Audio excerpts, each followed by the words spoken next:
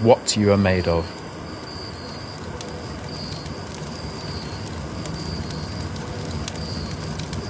what you are shaped by,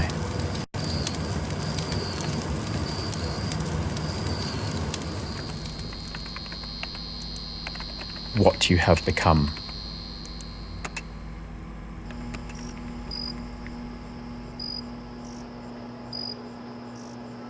and what you can achieve.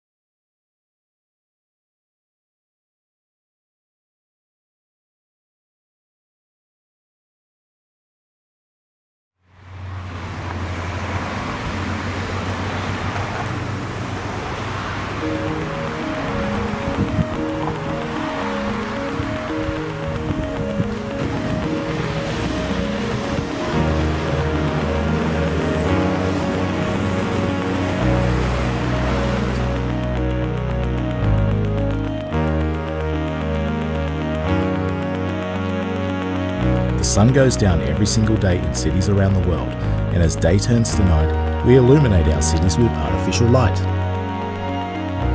Unfortunately, much of this artificial lighting is a form of pollution. This light pollution threatens our environments, energy resources, humans and wildlife, as well as astronomical research. And with cities consistently expanding, this form of pollution is progressively affecting our lives and spreading further each year. So why do I care? Well, apart from all the negative effects, the further you move away from the cities, the less light pollution there is. And the night sky, free of light pollution, with all its incredible detail. Well, that's just something you really need to experience for yourself. Everybody. Morning. Did you all sleep good? Mm-hmm. Good. We have two people on that are going to be remotely accessing the panel today. So we have a room just for their benefit with about 50 or so people, I think, maybe we'll have, maybe in total, once they all come in. We ready? We ready? Okay, sounds good. So again, welcome everybody for being here, coming back for the third day in this annual general meeting and conference of the International Dark Sky Association. First, I just want to start with a really big thank you to Home Depot for sponsoring this session and for their ongoing commitment to offering more than 50 IDA-approved residential lighting products to millions of customers across the country. So thank you very much for doing that. And I don't know if Chris is right there. Thank you so much, Chris. I'd like to point out this particular panel is, for me, is particularly dear to my heart. As you know, you notice an accent. I am Hispanic. I am Puerto Rican, and I'm a female. And I am, in fact, if I understand right, the history, I'm the first board director to be Hispanic, and the first female president of the organization. And that means that we're in a path for more inclusiveness, for more diversity. But it is a road, and it's a bumpy road along the way, and we're gonna need a lot of people engaged to make sure we get there. So the panel today is worth mentioning a few things. One is that I'd like to point out that this is just the beginning of a conversation. And in fact, we're going to be having a diversity committee at some point to really start charting out a path for how do we move the needle forward far more. The second thing I'll point out that I think is important, relevant, is Boston is kind of a unique setting to be doing this. There's a book called Dark Matters Under Surveillance of Blackness. And the author in that book mentioned that the contemporary surveillance technologies of today are informed by the long history of racial formation and by the methods of policing black lives under slavery. And one of those methods was, guess what? Lantern laws. People that were Negroes, Indians, and as they call it in a manuscript, back of that era, mulatto slaves, they were required to carry lanterns or they would be arrested. And that's just one example of what happens when the relationship between artificial lighting and the inclusiveness and being, having a community that includes everyone. This third thing I'd like to point out is we did a member survey last year that, we, not to our surprise, we confirmed what we knew, which is that our membership underrepresents students, young adults, women, people of color, persons living outside of the United States, and the working class. So we have quite a bit to accomplish. And so I look forward to hearing a lot of the personal stories of those that we have come in. And I hope that you will be engaged as we start this conversation and move the needle forward. Our first panelist, and I had my order in front of me, is Catherine, right? Yeah, okay. Catherine Blake is the Bird-Friendly Communities Manager of Audubon, Connecticut. She manages Audubon's Urban Oasis, if I said it right, Schoolyard Habitat, and Audubon at Home programs. She works with numerous and diverse partners in creating bird-friendly communities in Connecticut schools, parks, and yards. And Katie has a master's in conservation biology and a bachelor's in environmental studies. So let's welcome Katie.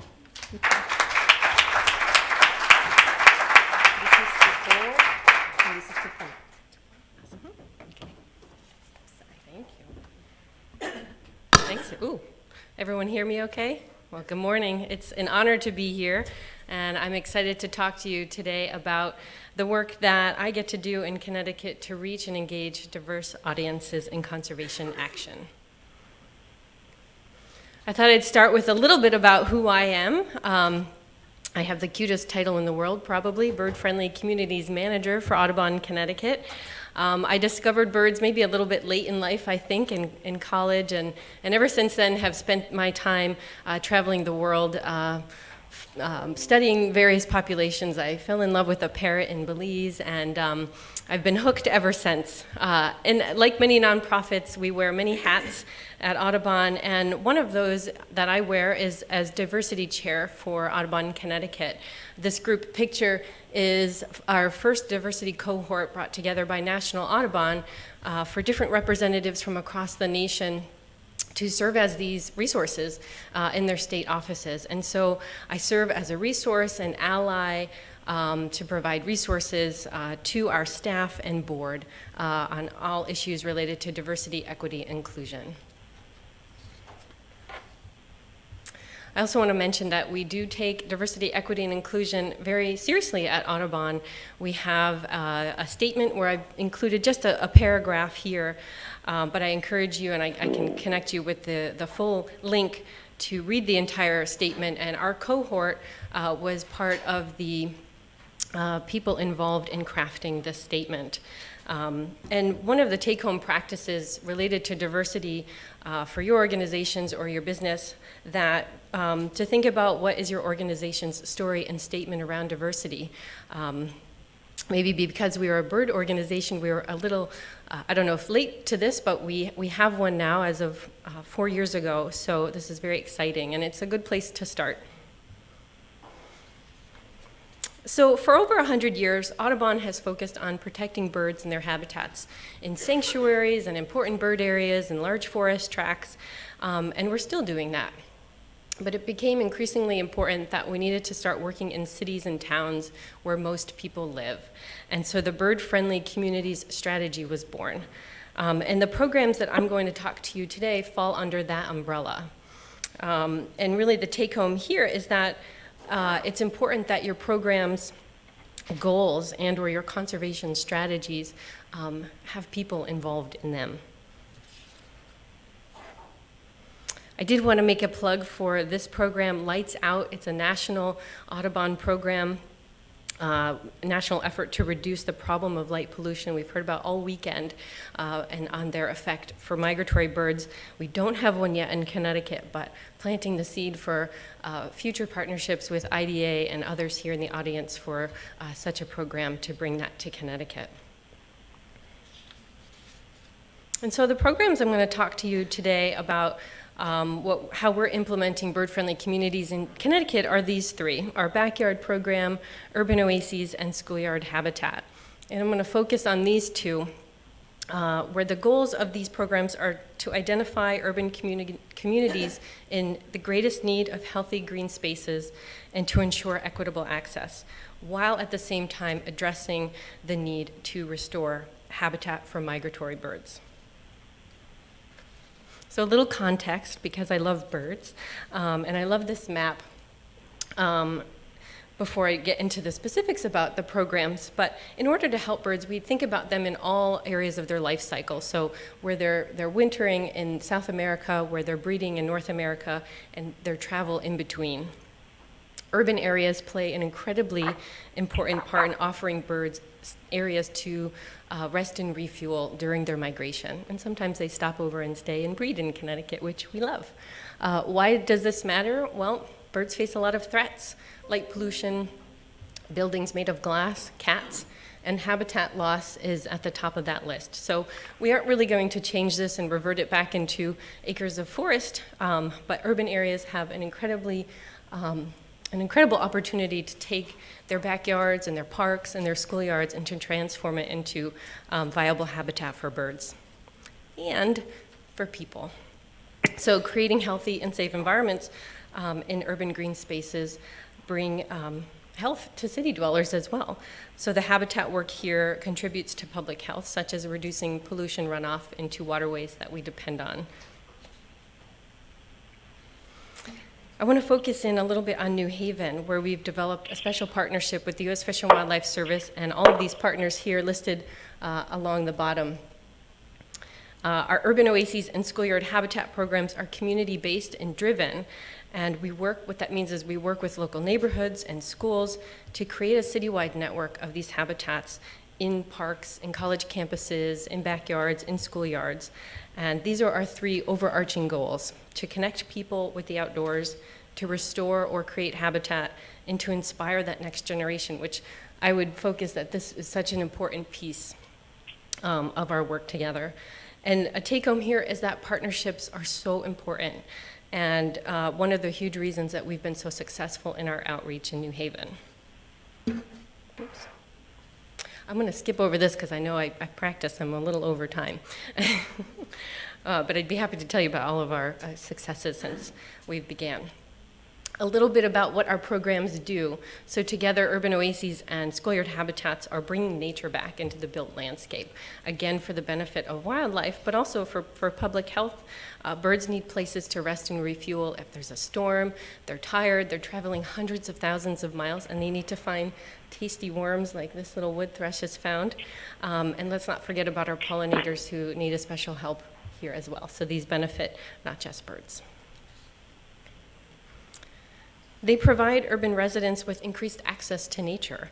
So in New Haven, again, a community where we're really active, about 1 in 4 residents lives below the poverty line. And the neighborhoods targeted by this program are some of the city's most disadvantaged. So for these children, a program like the Schoolyard Habitat is perhaps their only opportunity to connect with nature in a safe and accessible way through their schoolyard. And we're creating opportunities for the next generation of conservationists. We're providing opportunities to high school and college students to develop their leadership skills so that they can become part of a more diverse pipeline of future conservation leaders. Our problems in the environment are only going to challenge us further, so it'll require a diverse constituency to manage them. A little bit about how we work. So I mentioned that these programs are community-driven and really held. These aren't like Audubon comes in with partners to check off, oh great, we have a schoolyard habitat here and an urban oasis there, but they're really driven by the community, they're owned by the communities, and we're really coming in with resources and guidance.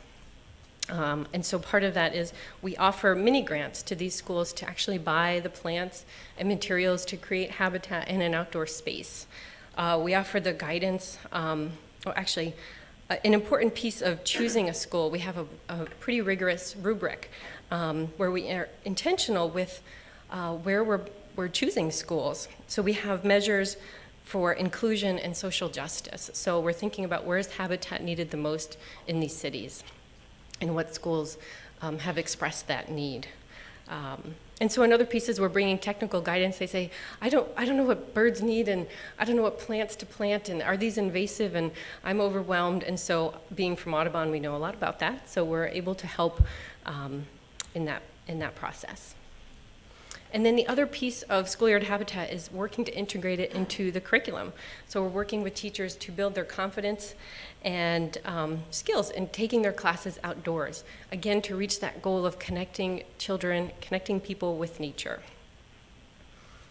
And the Schoolyard Habitat program, another really important piece, is that it has a significant impact on STEM-based learning, and it's helping to address a science achievement gap, which is actually quite huge in Connecticut. So this is the gap between underprivileged students and their more privileged peers. And so, you know, a major goal that keeps us fueled is helping to reduce this gap through this program. And we work very similarly in the Urban Oases programs, and instead of schools, we're working with neighborhood groups, park friends groups, municipalities who are interested in creating, you know, transforming a vacant lot like this one. I'm going to tell you a little bit more about this story in a minute, but into places that people want to come and visit, right? So these aren't just for wildlife, but what's a healthy green space that an urban city dweller can escape all of the tall buildings and some smog and just hang out for a second and collect their thoughts. And the way that we work is pretty similar. We offer mini grants to buy the materials, to make these habitats, offer guidance and support throughout the process. Again, these are their projects. They're maintaining them, they're stewarding them, and we really see ourselves just as cheerleaders and shepherds throughout the process. So this is one site in New Haven, Cherry End Street Urban Oasis, and it was a former brush dump for the city and an eyesore for the neighbors whose property abutted it.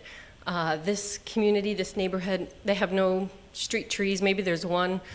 There's absolutely no green space, no backyards, no front yards. And so the children had nowhere to play. And they had approached one of our partners, and it became obvious, hey, they should apply for this Urban Oases grant.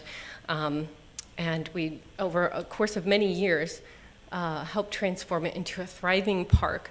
Again, Urban Oases was one piece of that, creating that wildlife habitat, but they have swing sets and a pavilion, and there's a meadow with a nature trail. And these are things because the community said that's what they wanted. It wasn't saying, oh, well, I think you should increase your robin population, so let's plant more berry shrubs, right? What color flowers do you want to see, right? Let's talk in language that the community understands. Bird people can get a little lost in their bird lingo, let's be honest. And so it's just an incredible spot and such a success story for this community. And finally, we're offering real opportunities for high school and college students to train them and inspire them into going into the environmental field. And some of the ways that we're doing that, we work with our Audubon biologists with high school students to collect data at some of our restoration sites where we're trying to gather information like, is our restoration working? Is it benefiting birds? Is it doing what we'd hope? And so they're collecting the data and analyzing it. One of our partners has a Green Jobs Corps program, which offers paid environmental work for high school students, and about half of their placements, up to 70 in a year, are just on our Schoolyard Habitat and Urban Oases sites. So again, they're providing additional support to our groups to support them in removing invasives, which if you've ever done it, even in your own backyard, is a big job, and in planting. And one of the other really important pieces of our work together is our advisory council. And the purpose of forming this was to ensure that the program adequately addressed community needs and priorities and would help address the barriers to community engagement. This council helps and contributes to the development of a GIS tool, which I'll tell you a little bit about in a minute, to help us identify priority sites. Where should we bring our restoration efforts? We don't get $1 million every year for this type of work, so we have to prioritize. And being a conservation and bird organization, this council kind of came second when it should have came first. But it's there and it's in place. And one of the take-home messages is to really listen to your community. One of the first questions we had, this was our first meeting, was who's not at this table and who else should be at this table? And how can we make our own committee more representative of the communities that we want to reach?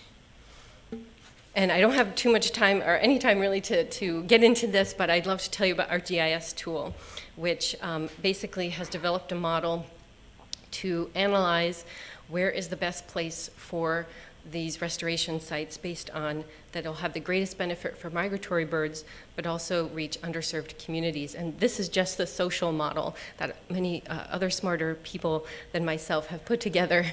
But it represents data that the community has says, yeah, we want to think about where's the minority population, where's their linguistic isolation, where are the elderly and the young children, where are the most environmental risks in our cities, and those are the areas we should be thinking about for restoring urban green spaces.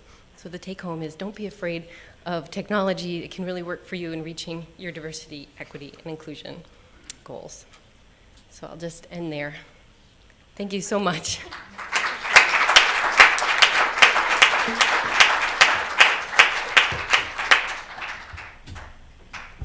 Thank you so much, Katie. I definitely look forward to get feedback from you. I work for Sierra Club, and I have one of my projects is a nearby nature project in a community of color. So I look forward to your input. Our next speaker should be a familiar face by now. Mary Stewart Adams is a star lore historian, a storyteller, author, and has been immersed in the history of star knowledge for over 30 years. And she is the program director of our award-winning Headlands International Dark Sky Park.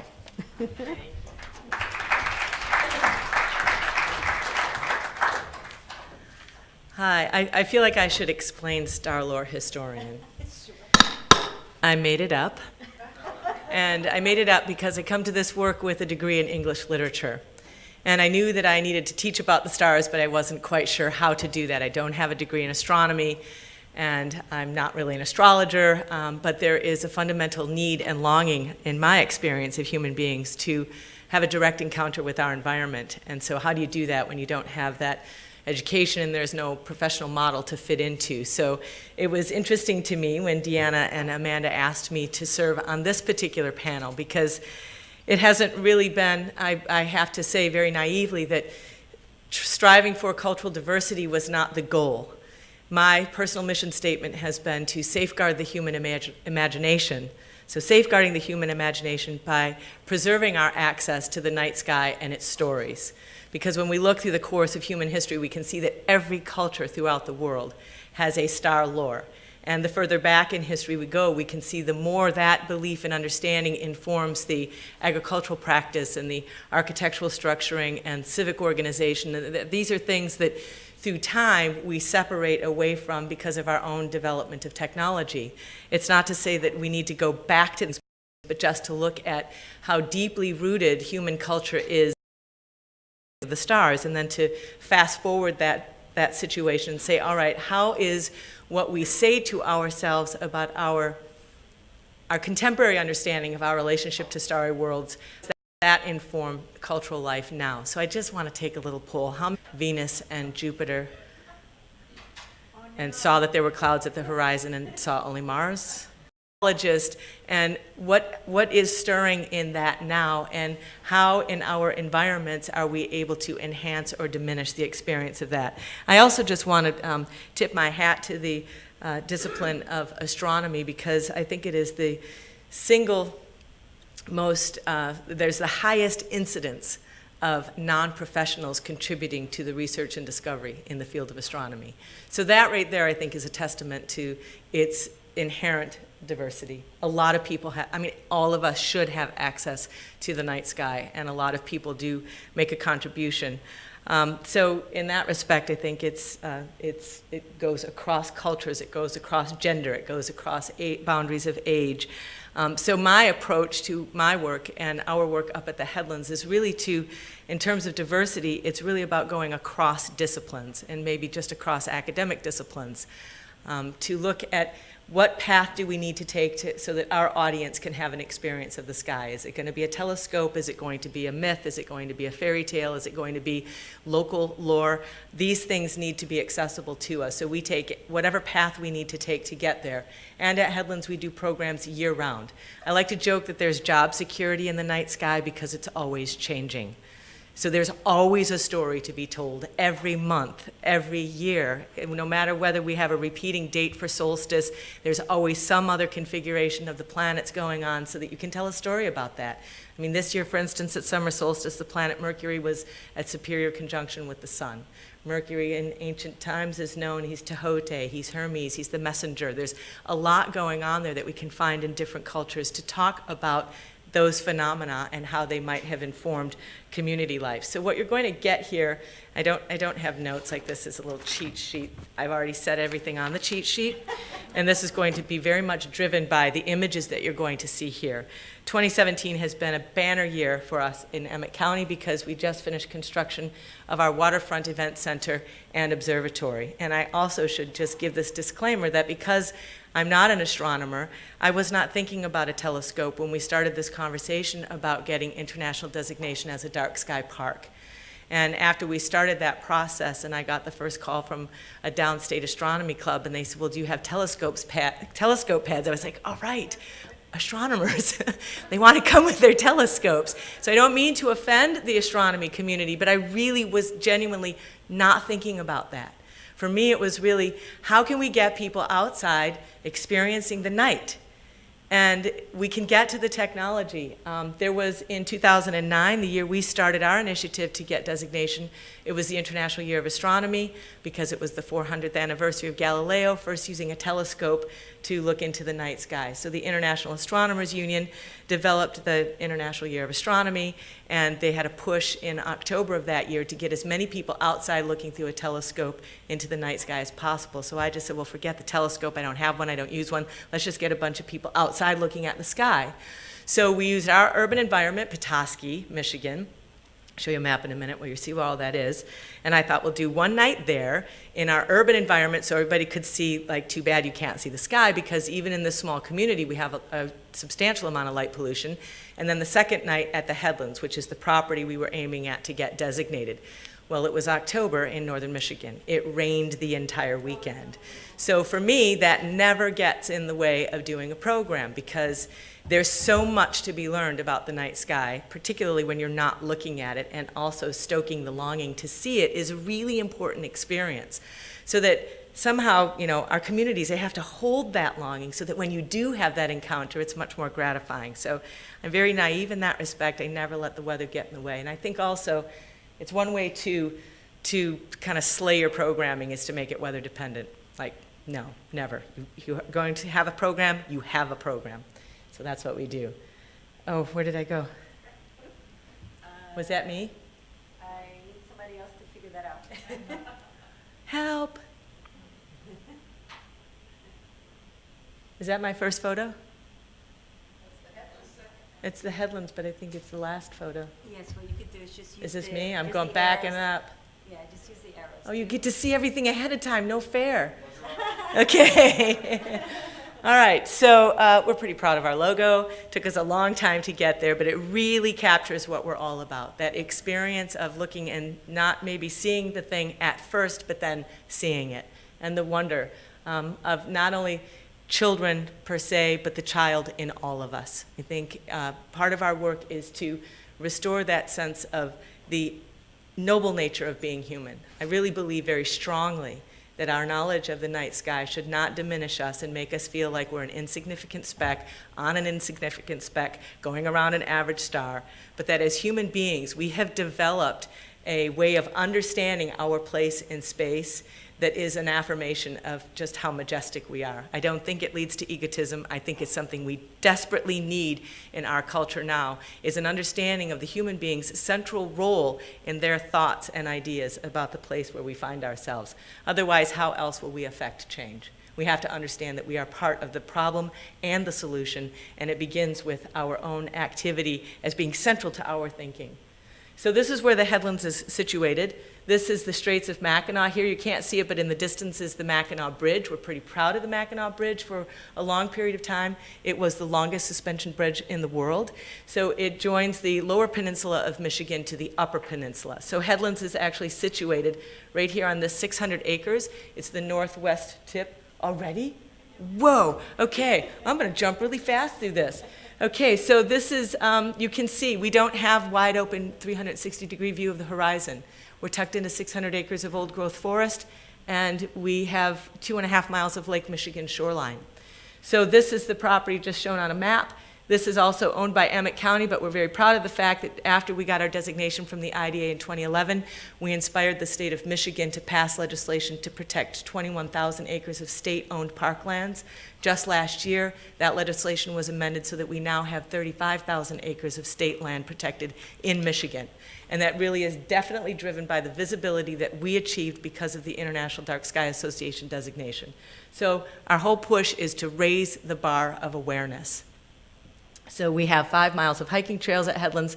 This was the grand opening of our Waterfront Event Center. We had members of the tribe, the Michigan DNR, planetarium specialists.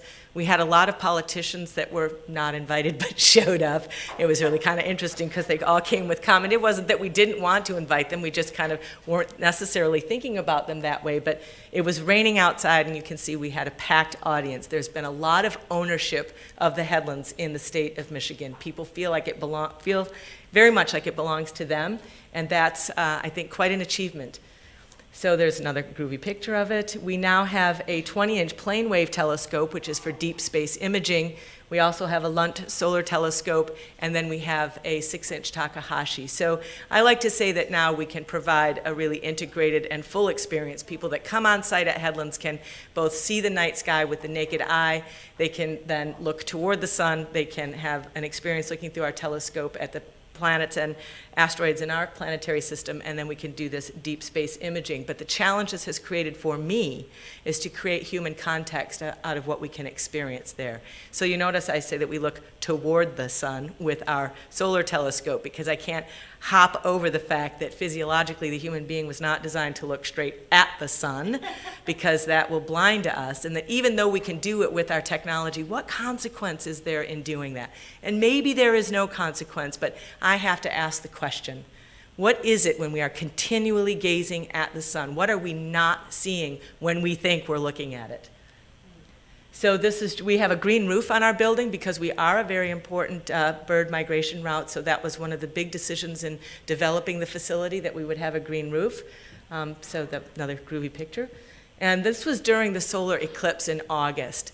So we only had about 80% of visibility of the eclipse in northern Michigan. And 3 years ago, I did say to our team that works up there at Headlands, and I want to shout out to my colleague Lori Gaetano, who's here in the audience.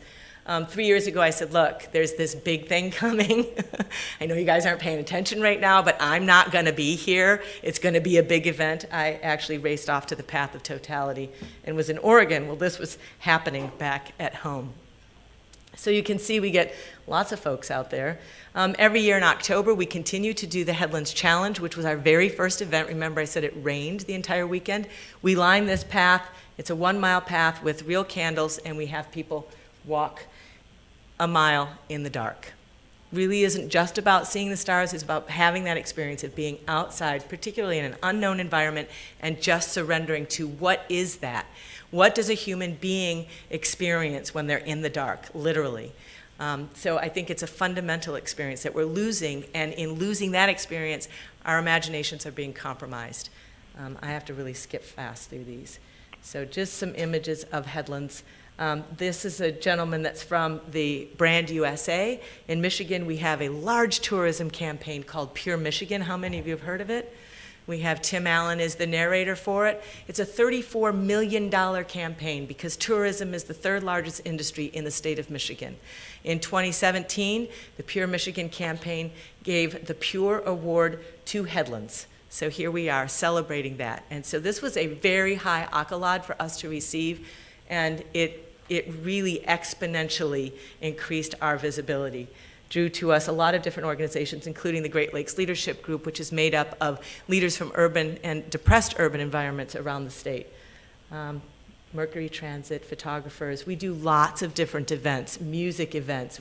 Here I am in the United Arab Emirates, an invitation that came out of teaching just out of the humanities about the night sky. So I included this slide because I wanted you to see the different reach that we have. These are students from University of Michigan College of Architecture. These were students that found us on a South Korean travel website. Students from the University of Michigan. These kids were from the Michigan Business School. These are students at Blissfest Music Organization, campers. We get a really, really diverse audience up there at Headlands. We do yoga at Solstice, Native American storytelling. I just want to point out this and then I'll stop. This statue sits in West Branch, Iowa. Does anybody know who that is? That's Isis. Isis is the ancient Egyptian goddess of fertility.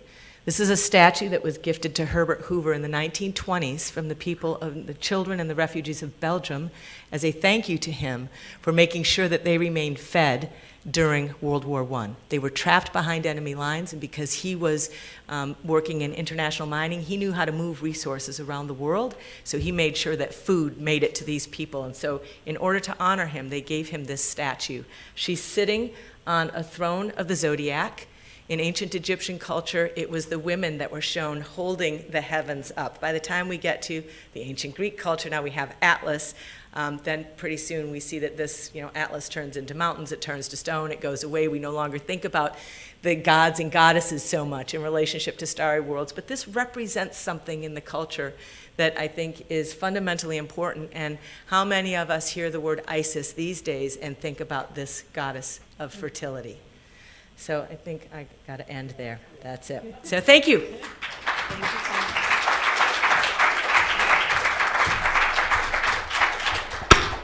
The hardest job of a moderator is having to cut off a really good thing.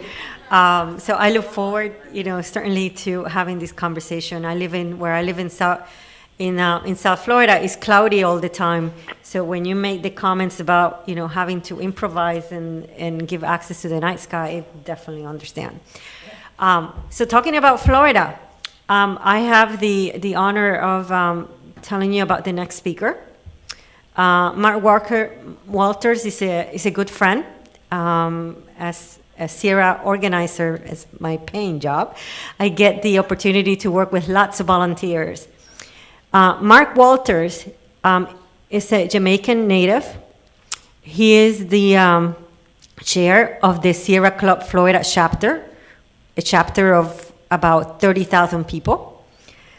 He's a member of Sierra's Diversity Steering Committee, the Sierra Miami Outings Chair, and a leader of Miami's Inspiring Connections outdoor program.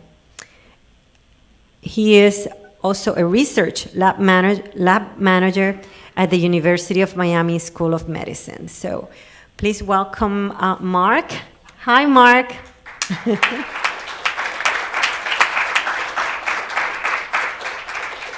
We're testing to see if the audio is working, so give us a moment to figure that out.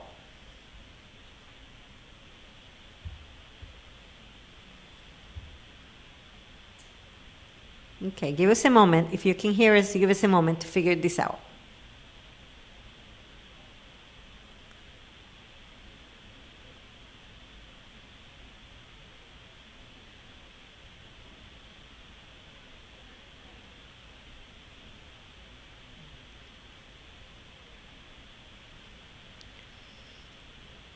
Okay.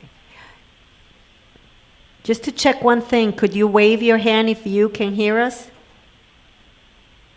Okay, all right, so we're working on making sure that we can hear you. So just give us a moment.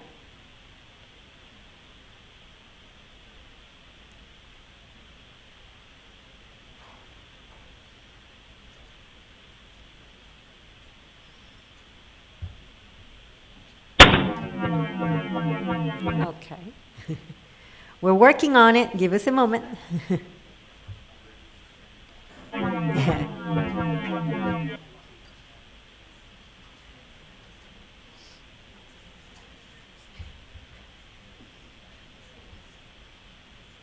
Okay. Are we...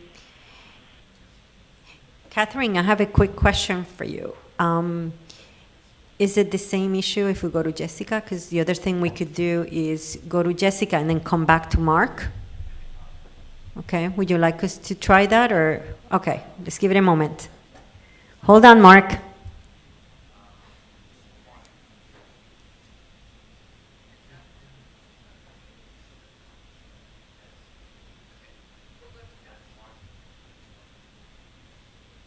Okay.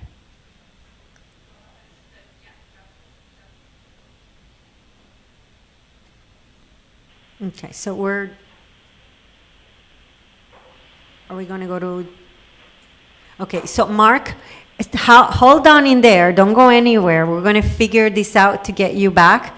But what we're going to do for a moment is we're going to go to Jessica for a moment, and then we'll come back to you, okay? So hold on. So I'm going to present the next one. Jessica Dwyer supports teachers at the University of Utah Center for Science and Mathematics Education. After leaving a conservation biology work, where she basically had a decade-long career teaching science in Title I schools, which are basically disadvantaged schools. Jess sees the defense of the dark as an essential ingredient building a just, ecologically situated, I cannot say the word, season 3, I cannot say that word, okay. But really good citizens that are situated ecologically, how's that? She was actually also recently elected to be on the IDF Board of Directors. So with that said, hopefully we'll get Jessica and come back to Mark after that. Can you hear me, everyone? Yep, we're just fixing the tuning. So just give us a moment to fix the tuning, but we can hear you. Absolutely. While you do that, I'm going to figure out how to share my presentation with you. Okay, not a problem. Well, wait.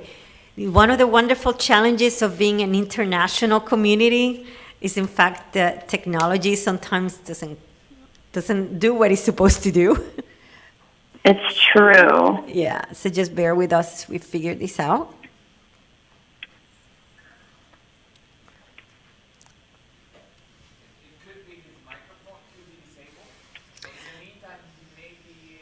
Okay, am I sharing my screen? Yes, you are sharing your screen, Jessica. Excellent. Okay. And Jessica, you have about 12, 13 minutes or so. I can make that happen. Okay. Okay. Thank you. Good morning, everyone. Thank you so much. It's an honor to be here, and it's a little bit funny that I'm going in the order that I'm going. I'm speaking with people who have been working in this field for a really long time, and I'm representing the Salt Lake City chapter of the International Dark Sky Association, which has been a chapter for all of 6 months. How are we doing on sound? Are we good? We are doing perfect in sound. Keep going. And can everyone see the presentation? Yep. Everybody can see it really good. You're in good shape. Fantastic. Okay, so what I'm going to be speaking with today is my background, what led me to this work, and why that matters when we think about engaging diverse communities, including how we define diversity. So today I'm going to acknowledge the factors that led to me starting a chapter, the theory of social change movements that has informed how we're going forward, what that's meant for our outreach efforts, and where we're headed next as a chapter. So Utah is already a very active dark sky place. We have the most dense concentration of dark sky places per unit area in the world. Additionally, because of our Ogden chapter's work, we have 2 urban adjacent dark sky parks, which means that people can literally, in some cases, walk to these dark sky parks from their urban home. Most of us drive because it's a driving culture. So Utah is really unique and very dark sky situated.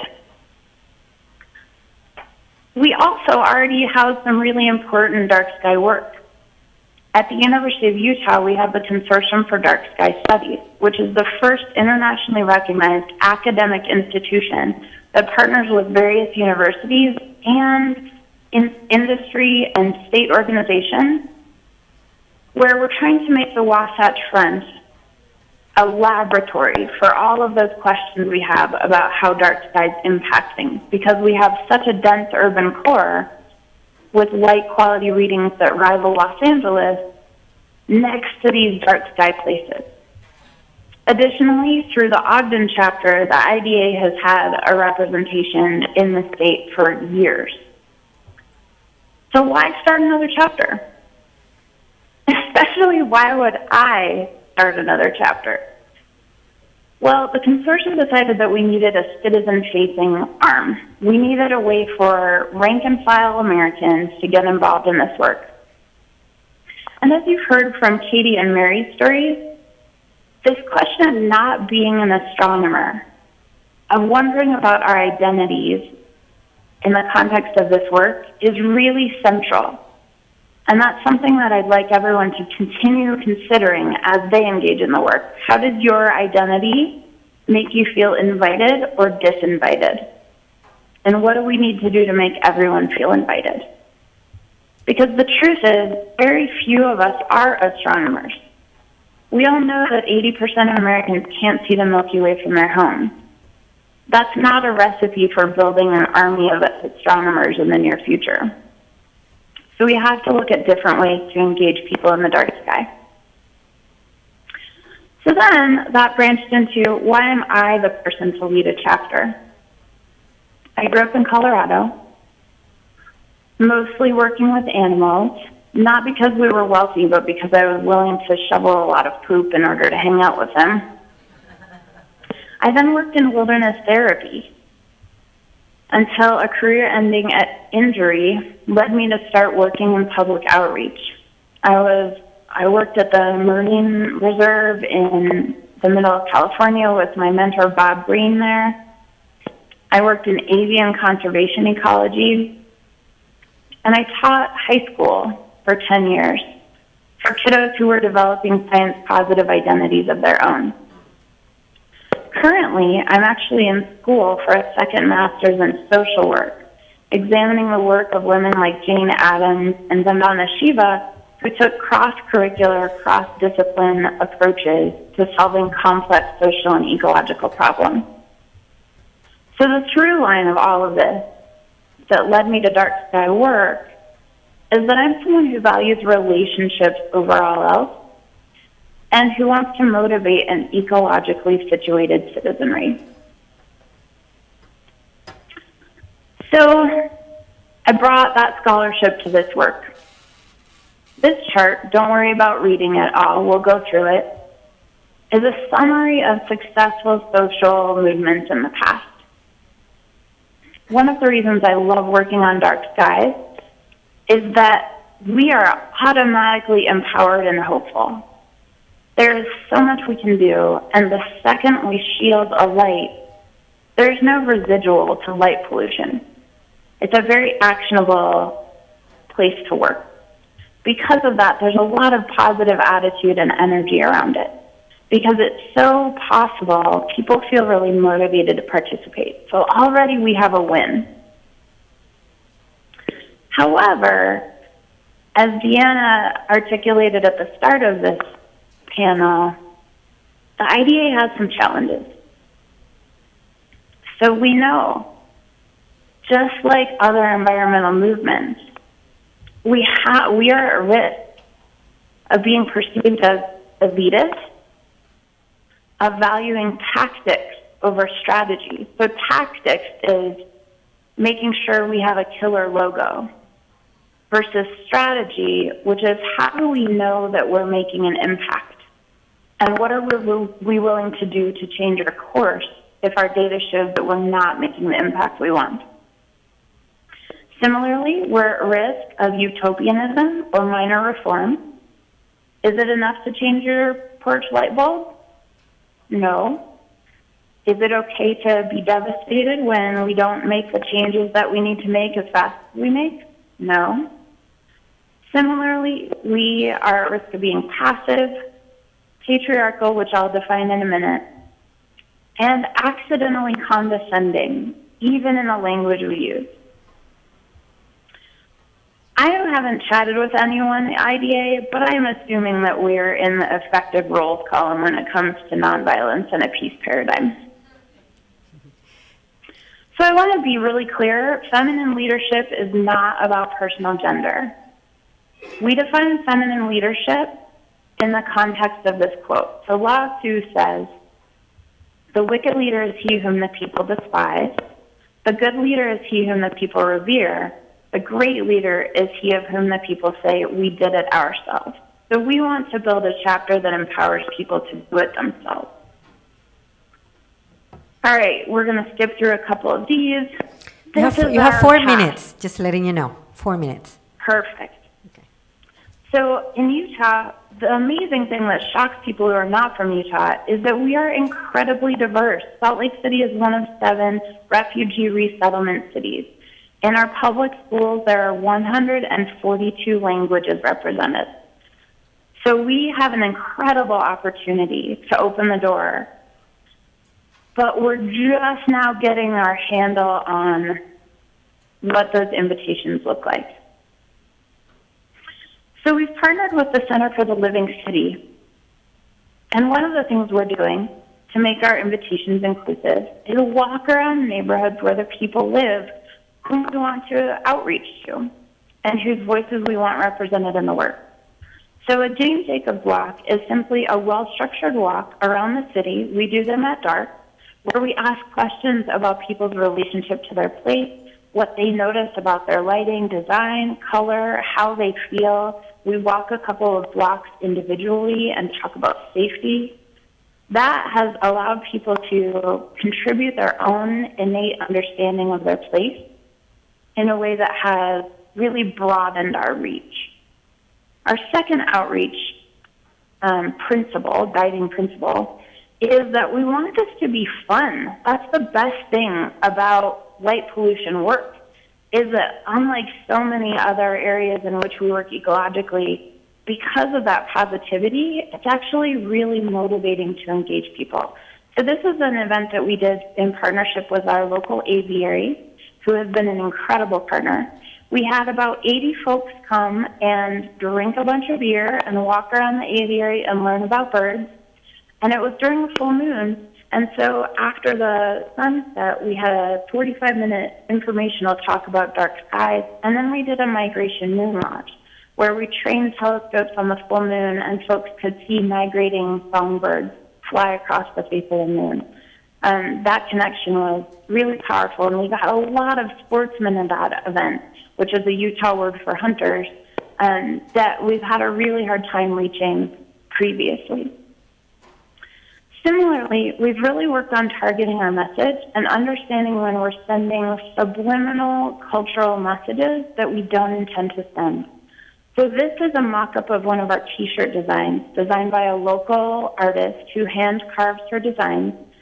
And we picked all these organisms both because they're crepuscular, therefore impacted by twilight, impacting light pollution, and because people in Utah really identify with these organisms. So we did a lot of focus groups around what species to include and even what kind of font to use.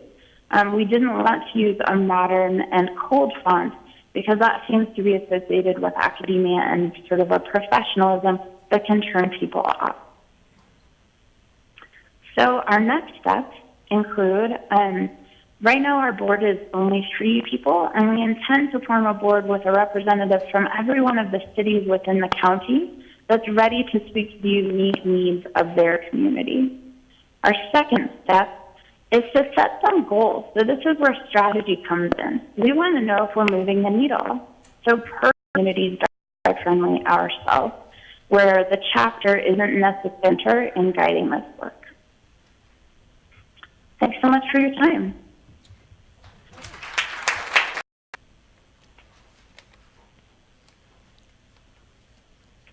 Let's see, just give us a moment, and I apologize for that. So in the meantime, while we're waiting, just start thinking about what potential questions you may want to ask of our panelists. One of the things I know on my end that I'm thinking through that I would be curious to find out is how do we meet the challenge of bringing low-income, marginalized communities to have access to dark sky places, since oftentimes those dark sky places are actually not within a reasonable driving distance of them. So that will be probably one of my questions, and how do we turn people from not just enjoying the night sky, but advocates for it. So start thinking about what those questions are we may want to ask them. Let's see. Any luck on that end? Well, while they do that, I'll tell you a little bit about Mark. I have, about a year or so ago, I started working with Sierra Club.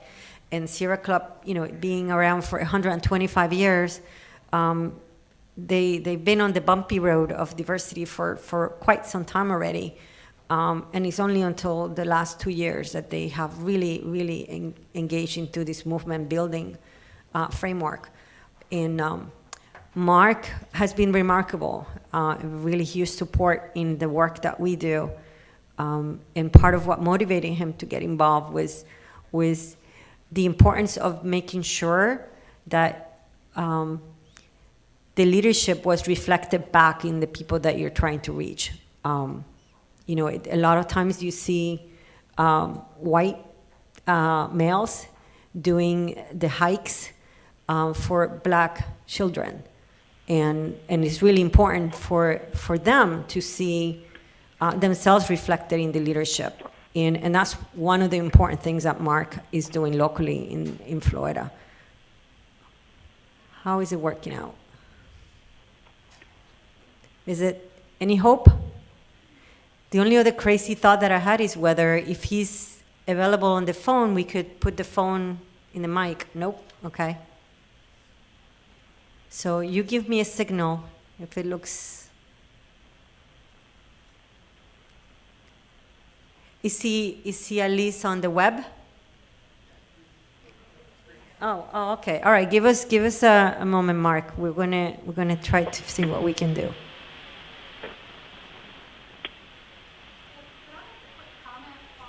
Yeah, of course. Yeah, sorry. Go ahead. Female non-astronomer who mostly works with master naturalists and not astronomers. It kind of hits me in the face with all this that, oh, everybody thinks we're astronomers. And I'm like,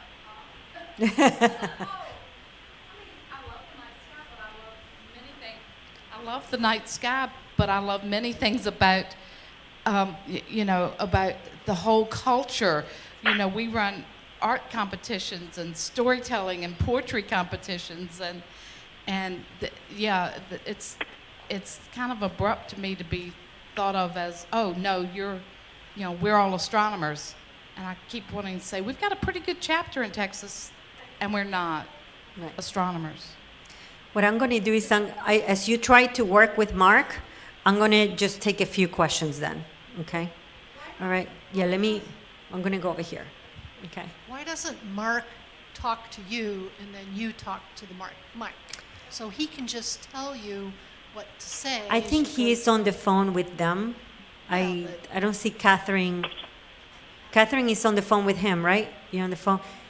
Is there any way to bring the phone here? Or is that still going to create feedback? Yeah, just go ahead. Go ahead.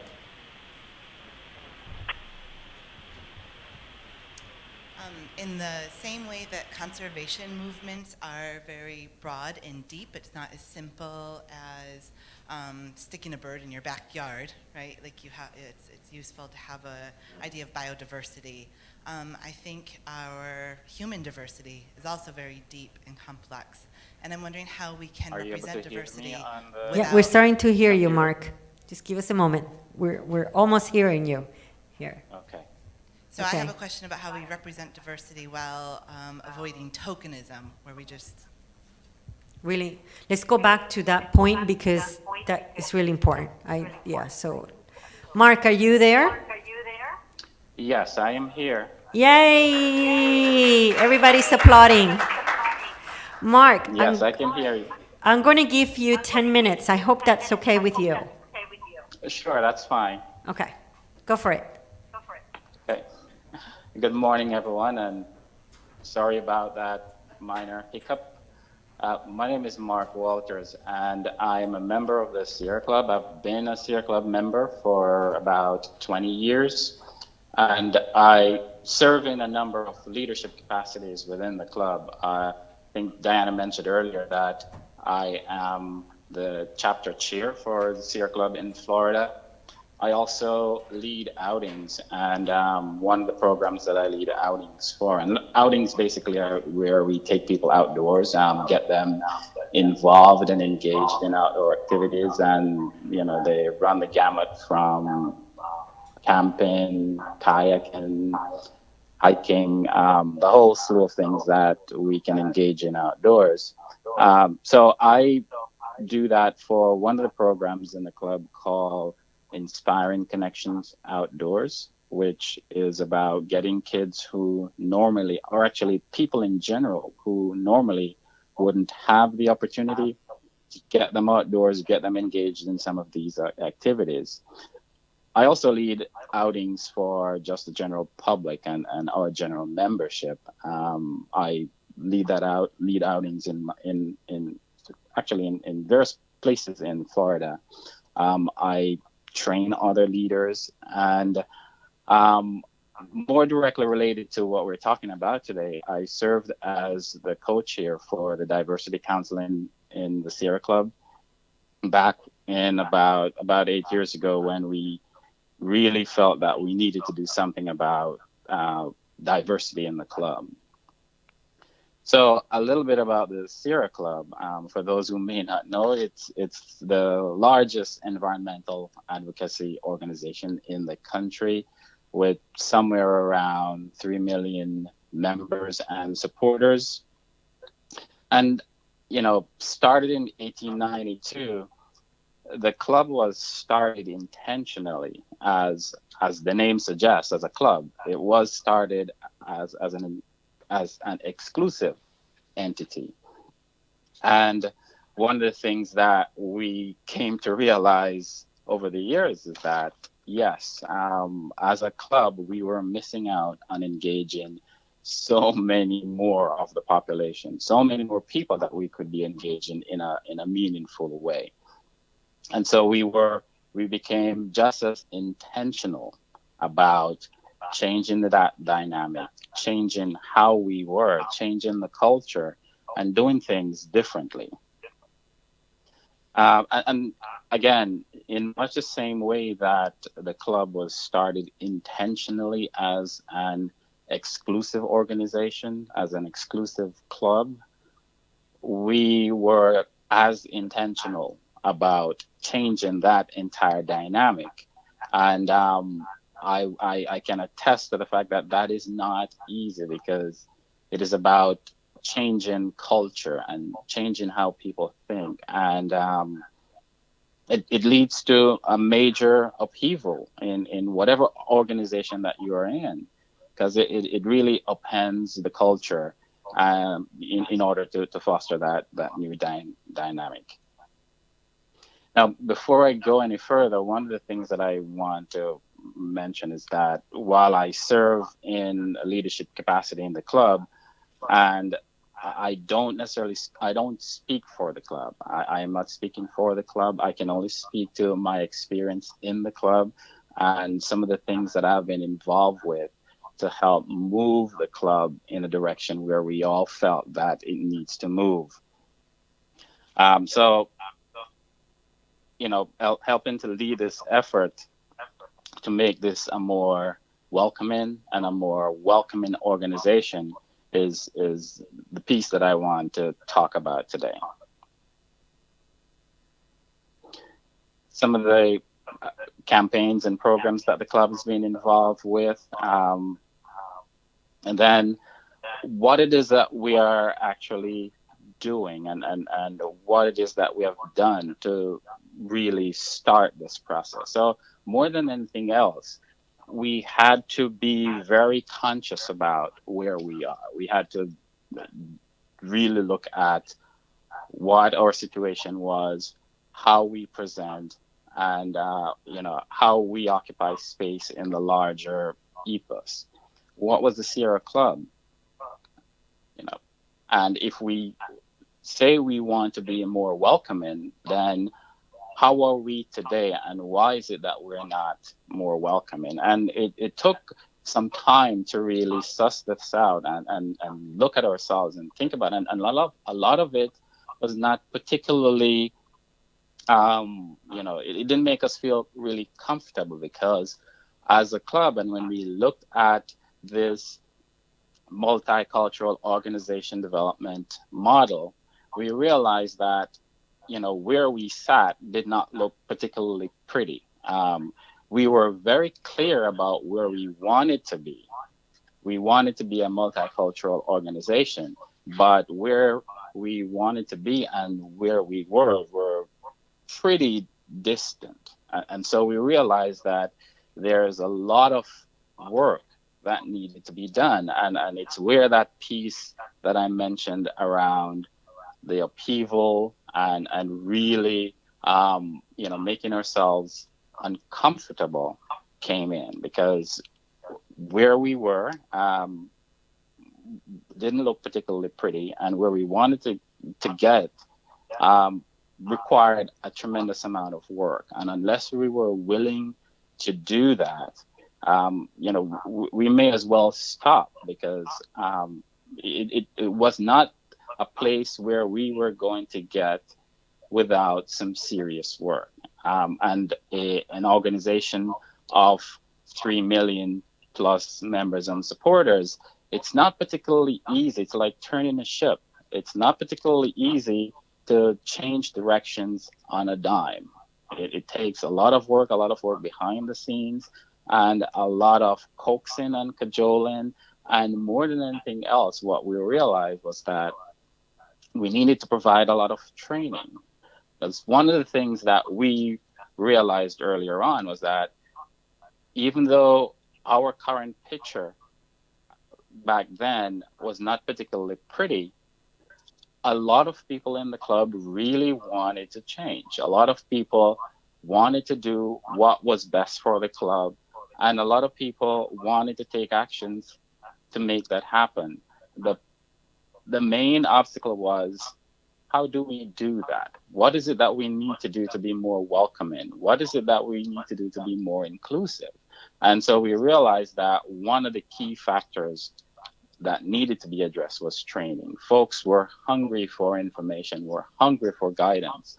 And one of the things that we needed to do was to provide that training, provide that guidance, so that folks would know how to be more inclusive, how to be welcoming, and to make the culture a little bit more in line with what our aspirations were. So the club was particularly, we had a lot of help. We had a lot of people who, we brought in outside help. We brought in consultants. We made sure that we had as much information as we could about how to engage in this process and how to engage our members and our volunteers and our staff in doing this work, because it's not something that comes naturally to folks. And it's not something that is easy for most people. Because one of the things that I wanted to mention is that it's about, as I said, culture. It's about, it's personal. It's about who we are. And unless you're willing to get below the surface, unless you are willing to be more than, a check the box type of organization, then it's not going to work, because this is about relationship and relationship building.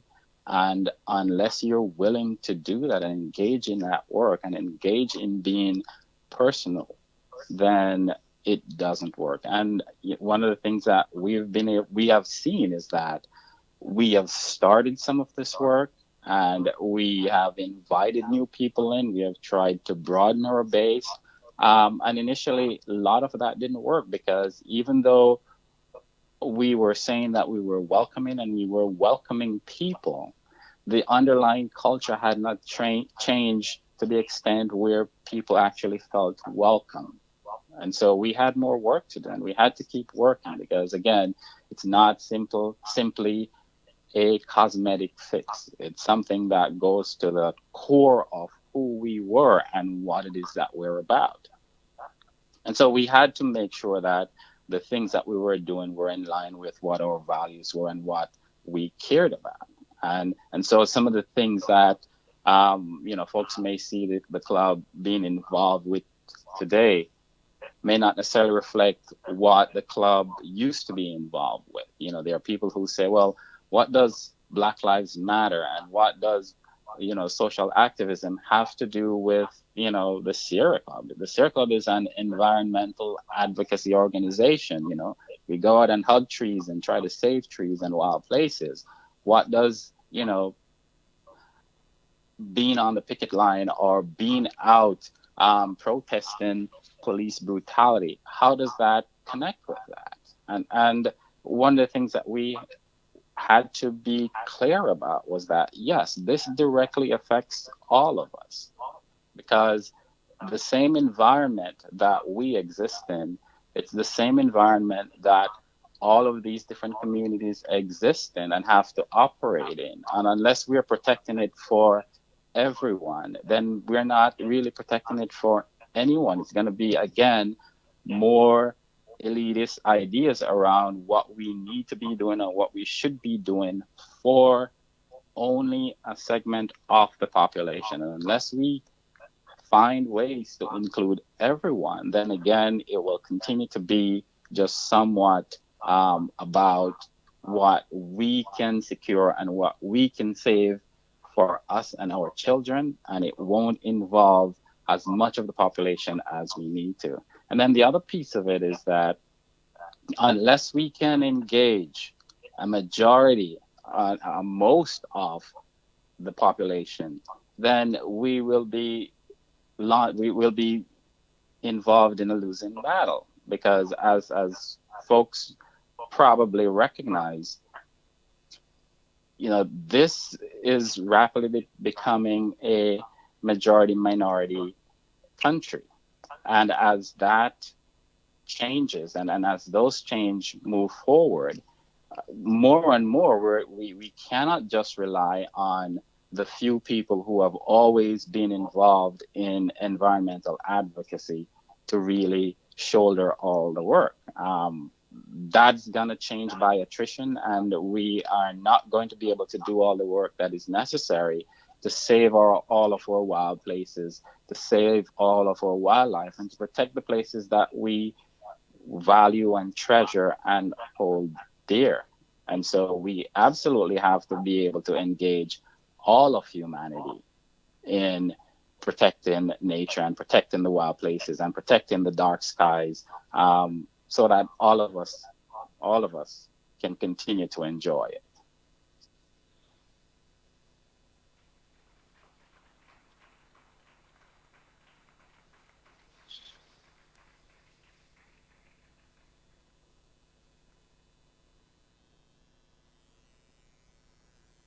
Thank you, Mark. We really appreciate it. You got a huge round of applause. Thank you.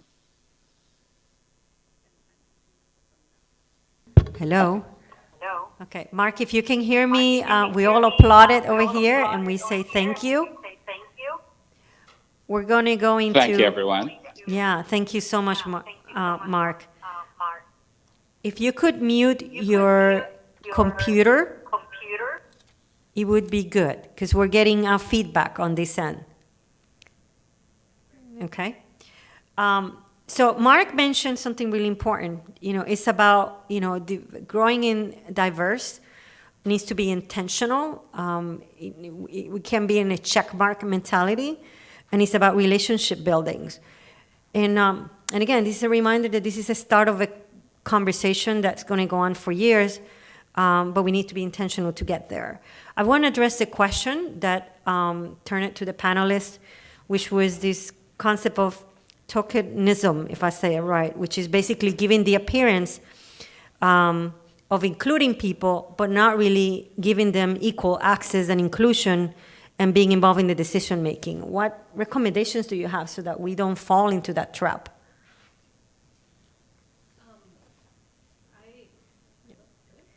She doesn't have. It's on. Oh, there we go. Okay. I really think Mark hit it on the head there, because I was thinking the same thing as he was saying it, that it's intentionality, and these are deeply rooted changes that you have to make within an organization.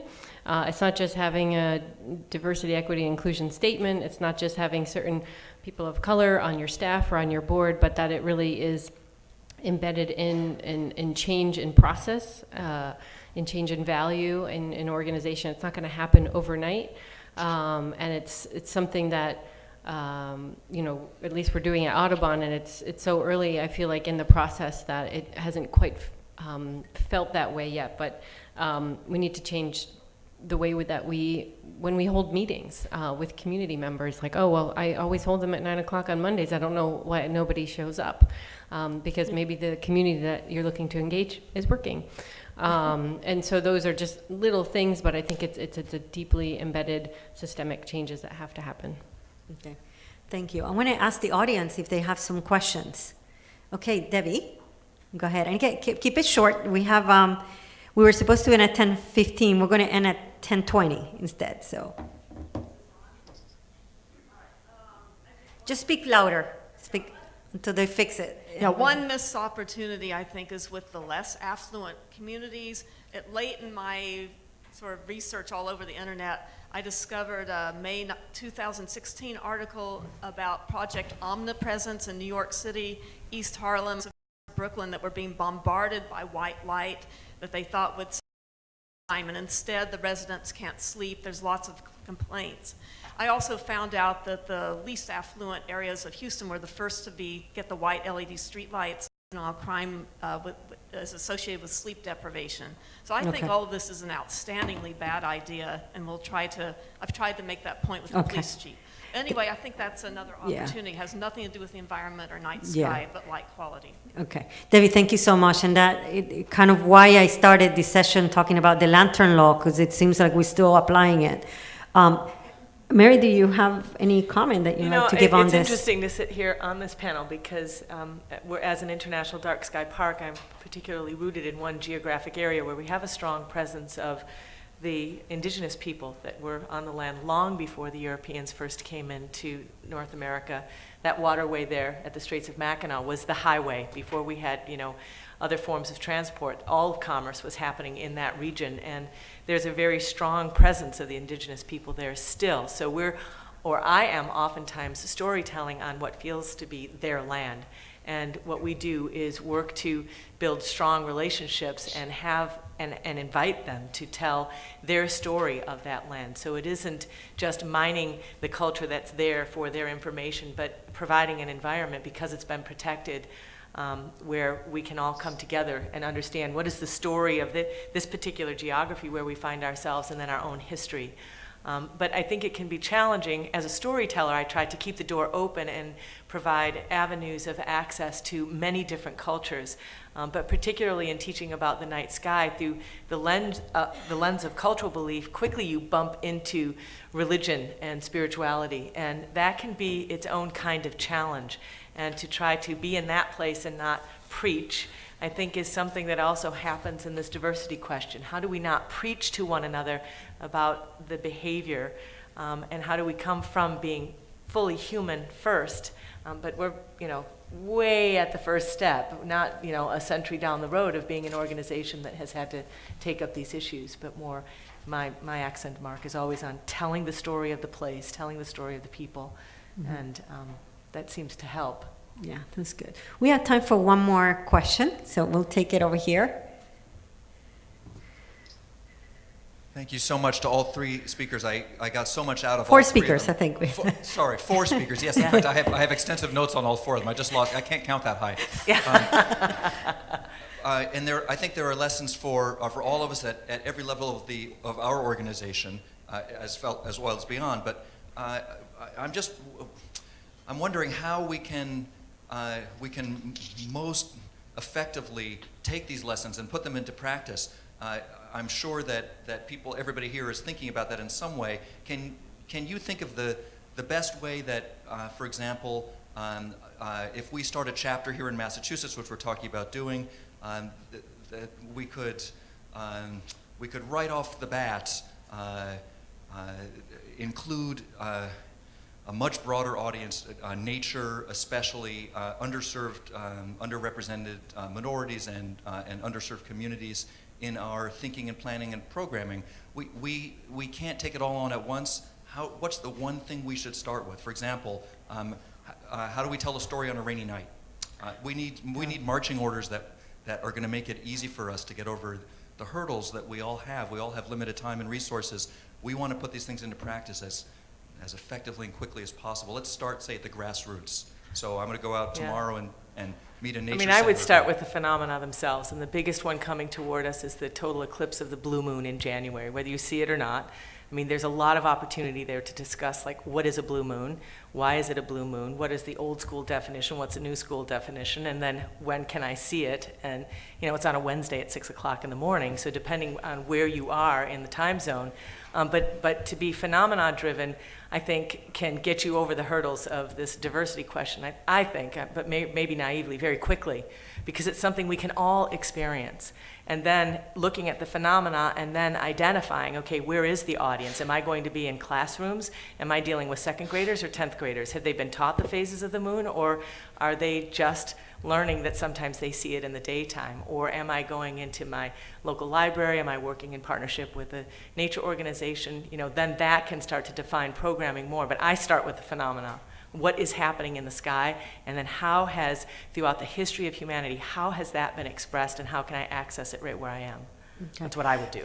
Katie, if you want to just give you one quick response, and again, that was a really excellent question. How do we start our chapters with the right diversity? So I think it's really simple. I think you have to listen to the community and to the partners who have been doing work here longer. As an outsider, Audubon went into work in New Haven because we saw opportunity, but we had to really sort of step back, even though we're bringing most of the funding and everything, to say, great, well, you've been here a lot longer than us.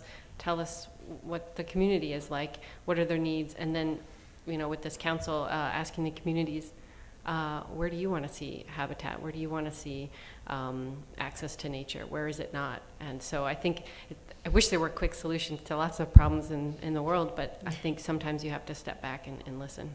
Right.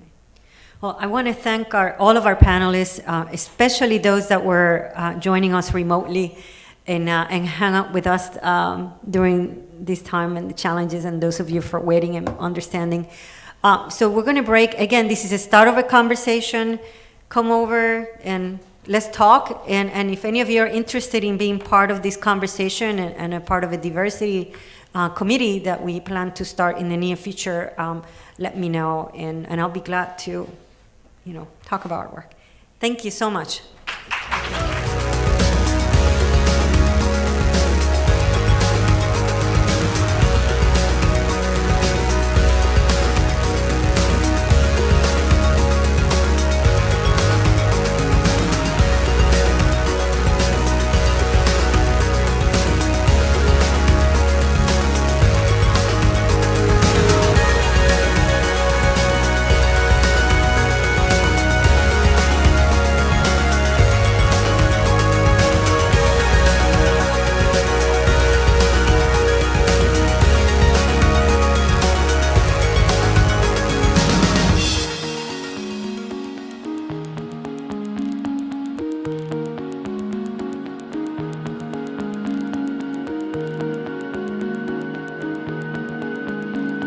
Life without dark skies? You don't know what you're missing.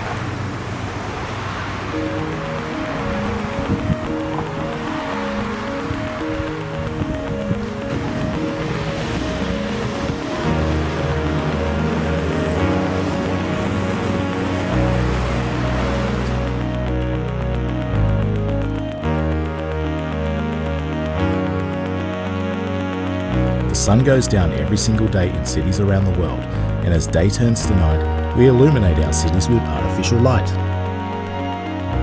Unfortunately, much of this artificial lighting is a form of pollution. This light pollution threatens our environments, energy resources, humans and wildlife, as well as astronomical research. And with cities consistently expanding, this form of pollution is progressively affecting our lives and spreading further each year. So why do I care? Well, apart from all the negative effects, the further you move away from the cities, the less light pollution there is. And the night sky, free of light pollution, with all its incredible detail. Well, that's just something you really need to experience for yourself.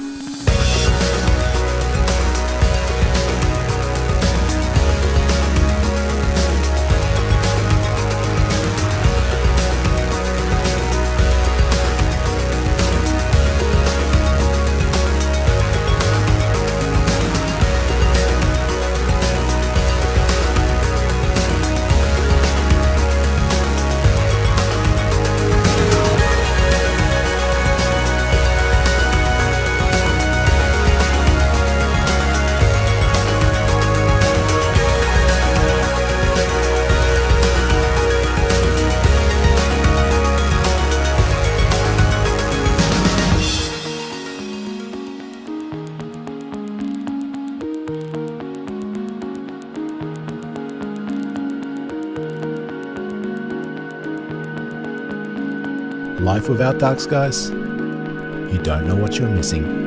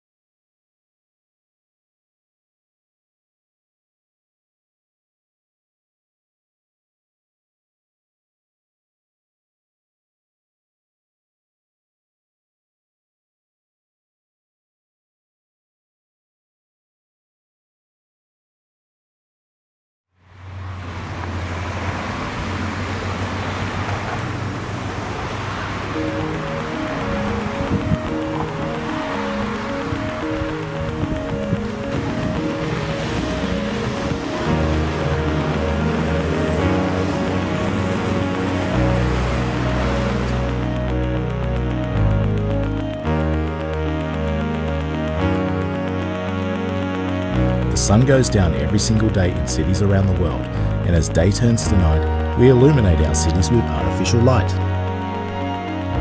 Unfortunately, much of this artificial lighting is a form of pollution. This light pollution threatens our environments, energy resources, humans and wildlife, as well as astronomical research. And with cities consistently expanding, this form of pollution is progressively affecting our lives and spreading further each year. So why do I care? Okay, welcome to the last session. I'm going to turn this over to Lauren and Paris, these awesome volunteers who've been tweeting and flittering and dunking and diving and shucking and jiving and all that kind of stuff. They have been nonstop volunteers, not only here, but online. Amanda found these wonderful volunteers, and they've just been, what are you trying to tell me? Amazing volunteers, and I just wanted to take a second to recognize both of them. Pete, you want to bring your camera up here and get a quick snapshot? We've got 2 certificates, and we're going to give them not a lifetime membership, we're going to have to renew next year, but a 1-year membership in IDA, and the certificates say, by the Board of Directors and staff of the International Dark Sky Association, and in recognition of outstanding volunteer service and passion for protecting the night sky, we celebrate both Lauren and Paris. So why don't you come down here?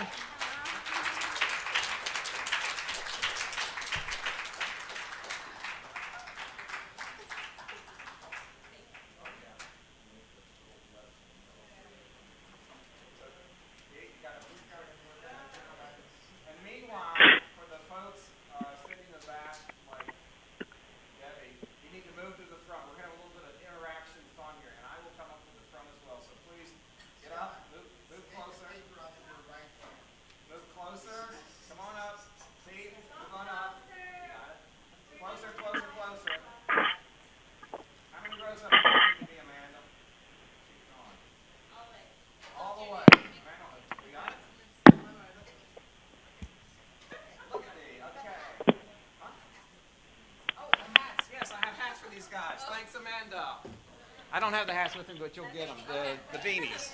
All right. It's all yours, guys. Thank you very much.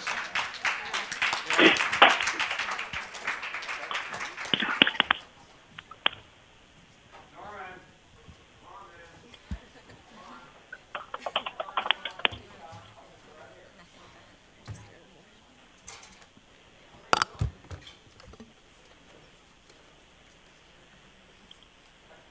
Is everybody all settled? We're good? Okay, well, we already were introduced to you. We were already kind of introduced to you, I guess. But I'm Lauren. I'm the Communication Support Coordinator. And I'm Paris. I volunteer as Social Media Coordinator. And thank you so much to Scott, Amanda, the whole team for presenting us with that honor. We're so happy to be here. Okay, so before we jump in, I want to send a special thank you to River Styx Foundation for sponsoring this session and for funding important aspects of IDA's program work and building the strength in chapters around the world. So we're going to let the speakers kind of introduce themselves to you guys, since this panel's a little bit different, and then we'll kind of go from there.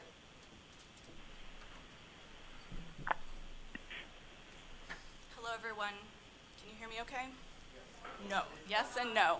You just switch that. It's on. We pushed the button, and now it's on. Great. My name is Megan, and I am a PhD student at Northwestern University, where I study sociology. And I'm particularly interested in human relationships with the natural environment. And for my research, I'm focusing on the night sky as the piece of the environment I'm looking at. So our relationship with the night sky today. And I arrived at this through an interest in ecotourism and came across an article about dark sky parks just by chance, very early on in my graduate career, and realized, we don't really think about nature at night very often.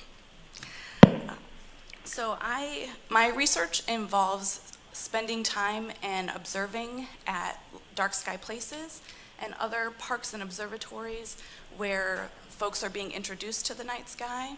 I also conduct interviews with folks who love the night sky, and I've talked with many of you. And last fall, I helped with the IDA member survey. So if you took that survey, you probably remember it as the one that would never, ever end. But if you did take it, we are really grateful, and we got a lot of really useful information from that we're continuing to make use of.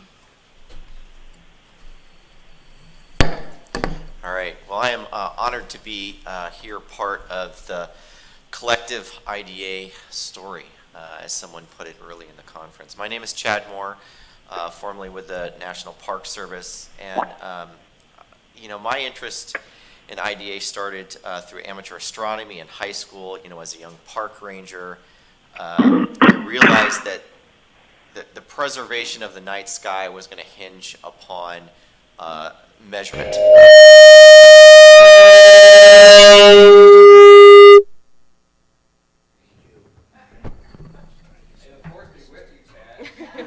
Something. All right. That it hinged upon, you know, measurement to be able to establish a baseline.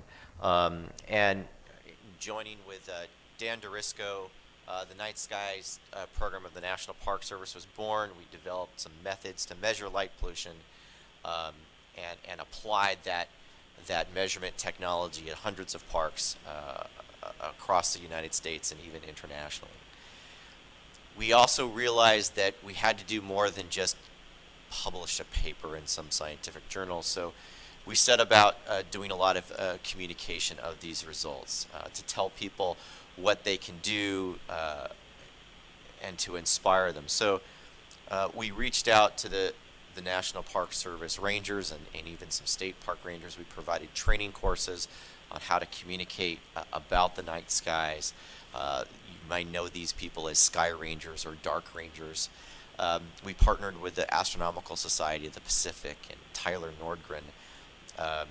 We promoted astronomy festivals, and we worked to change what was a star party into a very intentional experience for the public, and to tie it to the mission. So the concept of astronomy festivals was born.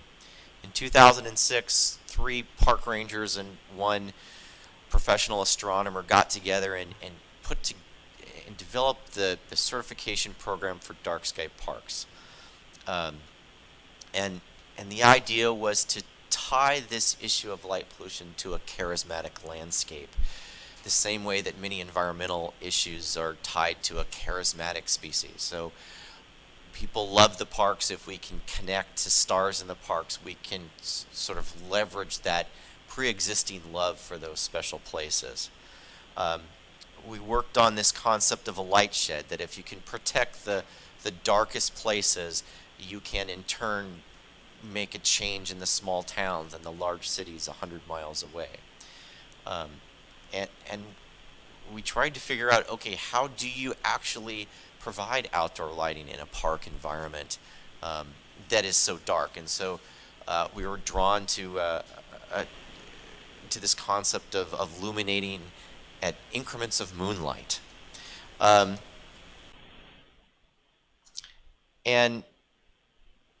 you know, all of this is an extension of the work that was done in I think it's right before 2000. I think it was 1999 in Torrance Barrens in Canada.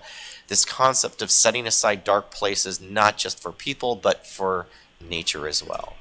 And finally, you know, in my story of involvement with the IDA in this movement, you know, I just have to tip my hat to artists. We saw a great presentation here, but you know, I've always strived to try to connect to both the mind and the heart, and nothing really does this better than art, to be able to connect people. So I think all of us, the movement, is indebted to artists and writers and photographers for helping us inspire people with beauty. Good morning, I'm Leo Smith, and I came into IDA from a different direction I'd like to share. Most of the the founding people that were, you know, Dave Crawford and his partner Tim, and everybody that was really into IDA in the very beginning, they were astronomers that were concerned about losing the night sky. For me, around 1999, my neighbor, who was a turf farm, he had a turf farm of 50 acres, and if you stood out on our back deck, you would actually think that we had this 50-acre lawn, right? It was wonderful. And he decided it was time to move to South Carolina and retire. So he sold his 50 acres to a developer who came in and put in 17 wonderful houses. But my concern was I didn't want glare. I didn't want glare from the street lights. I didn't want glare from the garage lights. I just didn't want glare. So I started talking to some people and ended up being connected with Bob Creelan, who is an astronomer and had been in IDA, and then the two of us worked with some others, and lo and behold, one thing led to another. And we ended up in 2001 with a law passed in Connecticut that requires all streetlights to be shielded.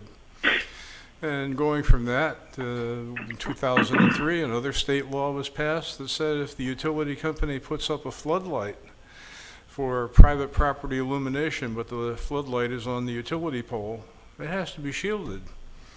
And then in 2006, another state law where it was okay if there is a state facility, which means colleges, any kind of state-owned property.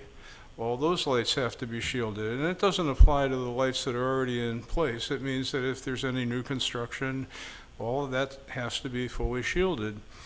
And even in 2007, we had a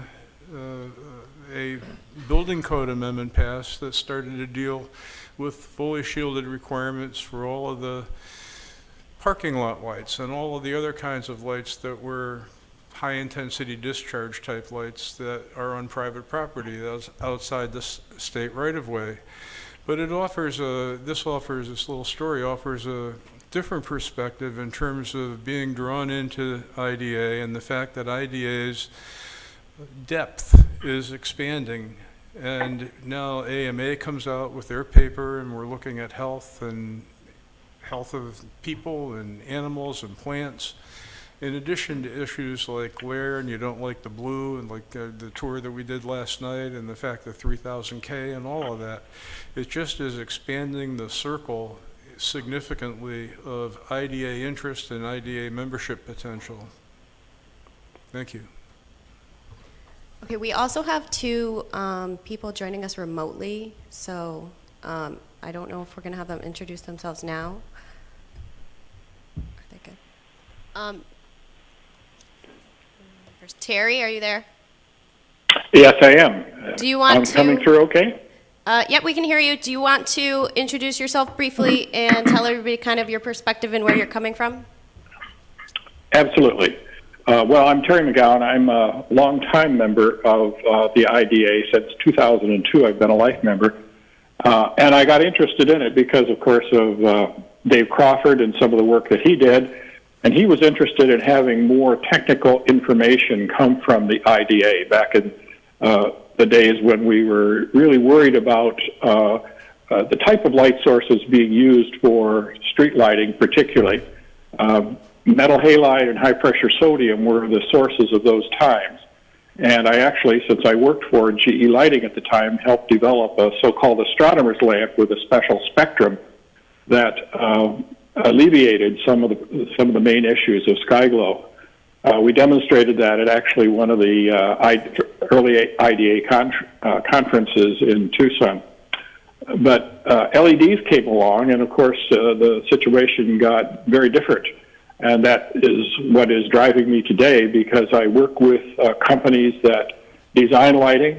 I work with lighting manufacturers, and I've been trying to, of course, encourage them to provide much more equipment, more controls, and more technical information for the kinds of lighting that we see going into our streets. I'm working on a project now in Western New York, for example, where I hope it will be a model installation showing how to use well-shielded, controllable LED street lighting in a very positive way.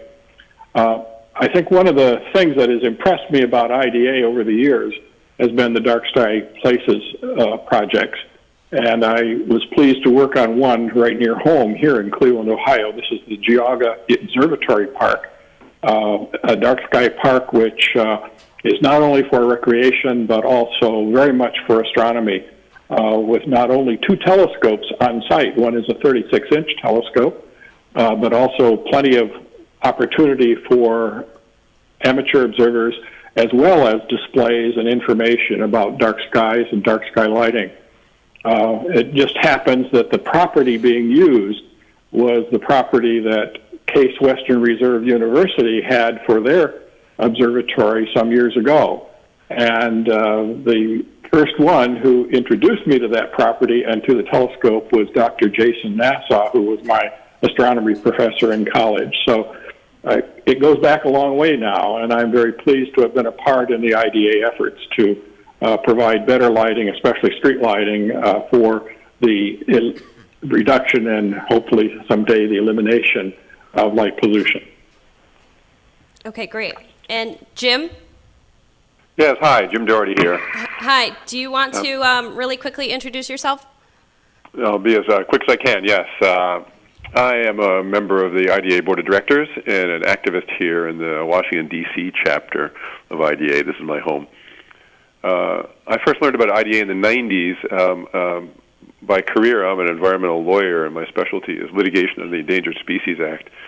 So I was retained in the 90s by some environmental groups to fight a proposal that was proposed for an island off the coast of Puerto Rico, Vieques. They wanted to build a night baseball complex right near the coast. And so I learned that there were sea turtles nesting nearby and got some experts together, and that's when I first learned about the adverse effects of artificial light on wildlife.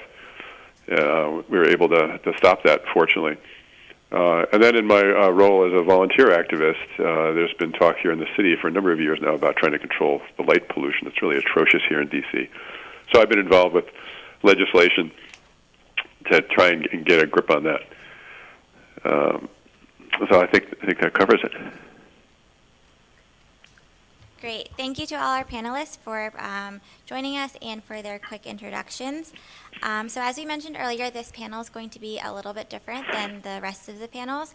We're going to start with a quick interactive activity to kind of get the conversation started, since we would like to maintain more of an open discussion and maintain a nice flow of conversation with the audience and the panelists. So the aim of this game is to help us see the different perspectives that are present and to kind of see where everyone else is coming from. So we're going to begin, we're going to show you a series of images, and if you could all just like grab a partner or join a small group of people to discuss how those images made you feel, what impact you had, and why. And then we'll ask a couple people to share their partner's perspective, their partner's response. So if you guys want to quickly just kind of grab onto someone. Thank you.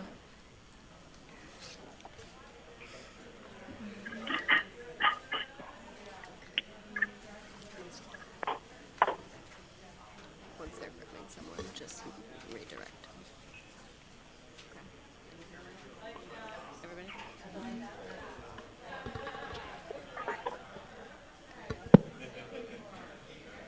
Good? Okay, we're gonna start with the images.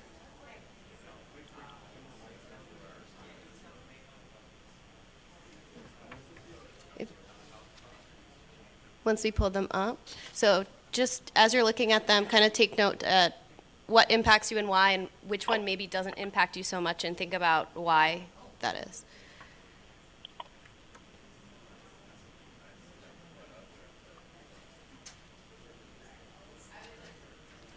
So yeah, the pictures have begun and they're just going to be on the screen for about like 10 to 15 seconds.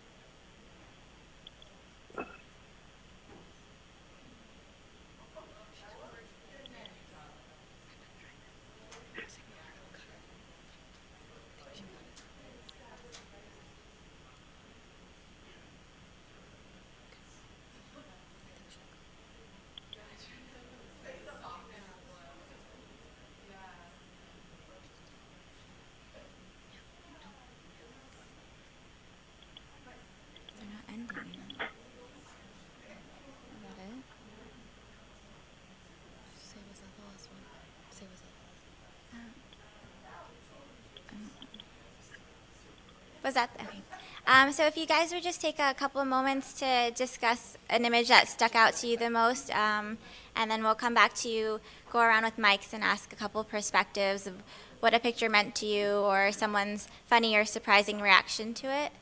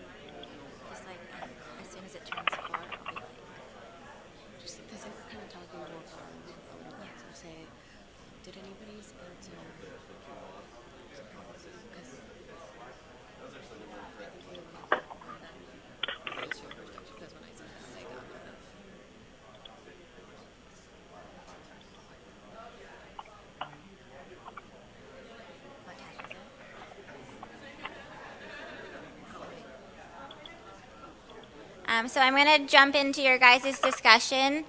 If we could have someone, if they like to raise their hand and share a story, please. I said we're just going to jump in now and kind of start the discussion. So if someone would like to raise their hand and share what stuck out to you the most, or what someone in your group's answer was that you would like to share with us, please.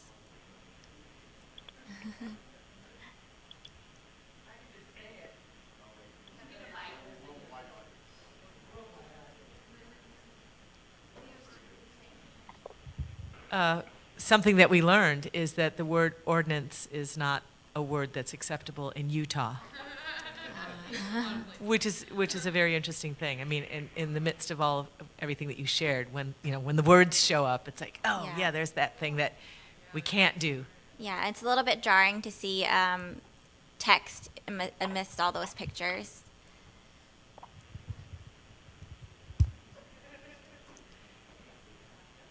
Am I on? Okay. I'm Lisa Heschong. I'm an architect in Santa Cruz, California. And I was really struck, I've been looking a lot for resonant images, and the image of the campfire with the sky and the glowing tent is very interesting because it lets you put yourself in that environment. But then even better was the image of the dark sky with the silhouette of the person looking at the dark sky who didn't need the lit tent to find a place in the environment. And one of the things that I would like to persuade you all to embrace is the concept that we can also have buildings where the lights are off during the day because we're living in daylight, not under electric light, and communicating that there's always this safe retreat of the illuminated tent is kind of the wrong message. I mean, it does provide the sense of safety, but even better is that dark silhouette that's completely comfortable with the black environment. So I really liked that image. Thank you. You're going to regret the day you invited me. I would like to talk about the image that's missing, in fact, from the entire convention, and that is the image of truly beautiful aesthetic. No, it is on, sorry. That is the image that's missing, is the image of truly beautiful aesthetic full cutoff lighting. There's a lot of porch lights that are beautiful. This is what's going to appeal to the general public. I remember when the IDA got started, I was worried. I mean, they showed all the low pressure sodium lighting. The fixtures were extraordinarily utilitarian looking.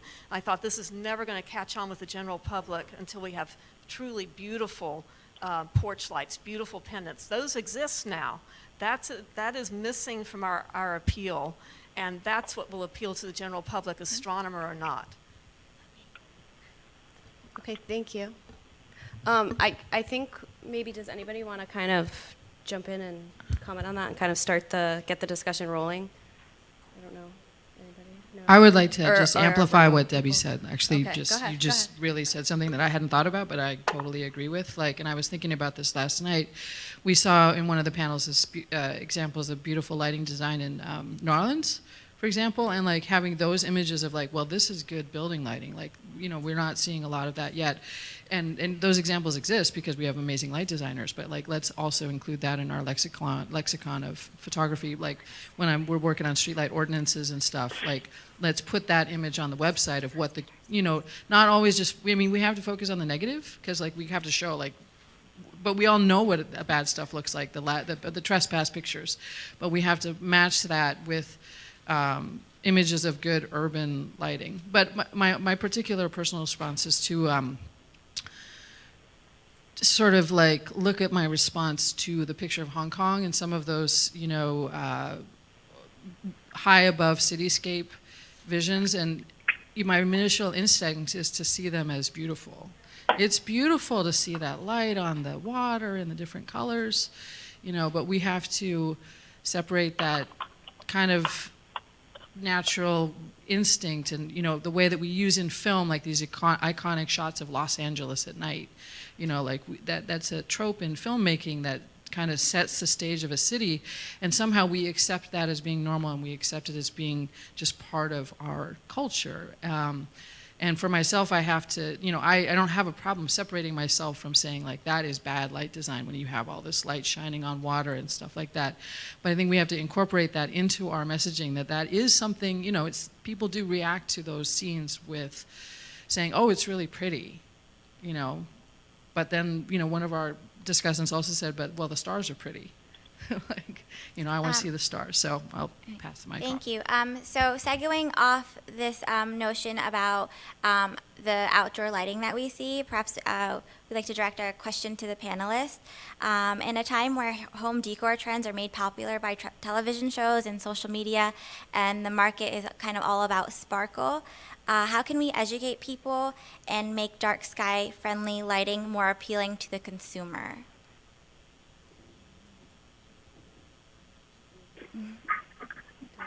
Terry? Does Terry? Terry? Yes, I'm here, and that's a very good question.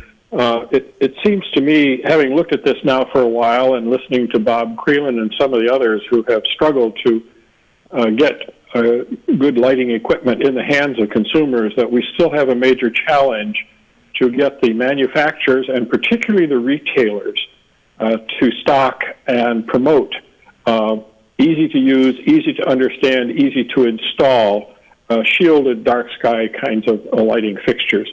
And I'm thinking particularly of the kind of thing that goes up over the garage or the floodlight that lights the backyard, that kind of thing. These things today are going to be all LED, and they are going to be sources of glare and discomfort as well as light pollution, and they need not be. They need good controls, they need a relatively low price, and they need to be available so that people can go in and get them. And I think that's going to still remain a major challenge for us to get those kinds of fixtures in the hands of the DIY folks who do it themselves, who may want to do the right thing, but go into a store and can't find the right thing. So there's a lot of work there to do. Okay, great, thanks. Do you have a question? Okay, let's get you a mic. Hold on one second.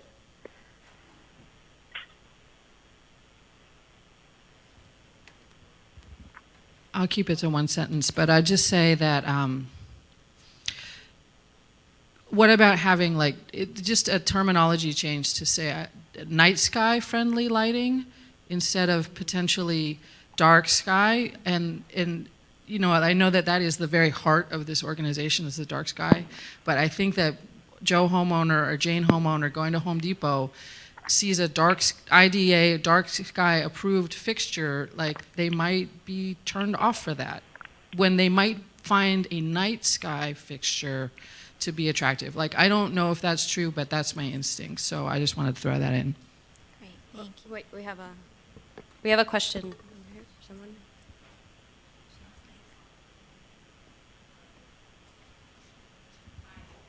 Now am I on? Yeah, there we go. So I work for the Home Depot. I manage environmental sustainability for them, but I'm involved in IDA, and this is an ongoing, so a couple different ideas and topics here. So I thought I would just lend a retailer's point of view. It's so much harder than you might think. I think a lot of people think we've got the power of the PO, right? We can place the order, and therefore we're determining whatever we can buy, and we can fix this entire problem.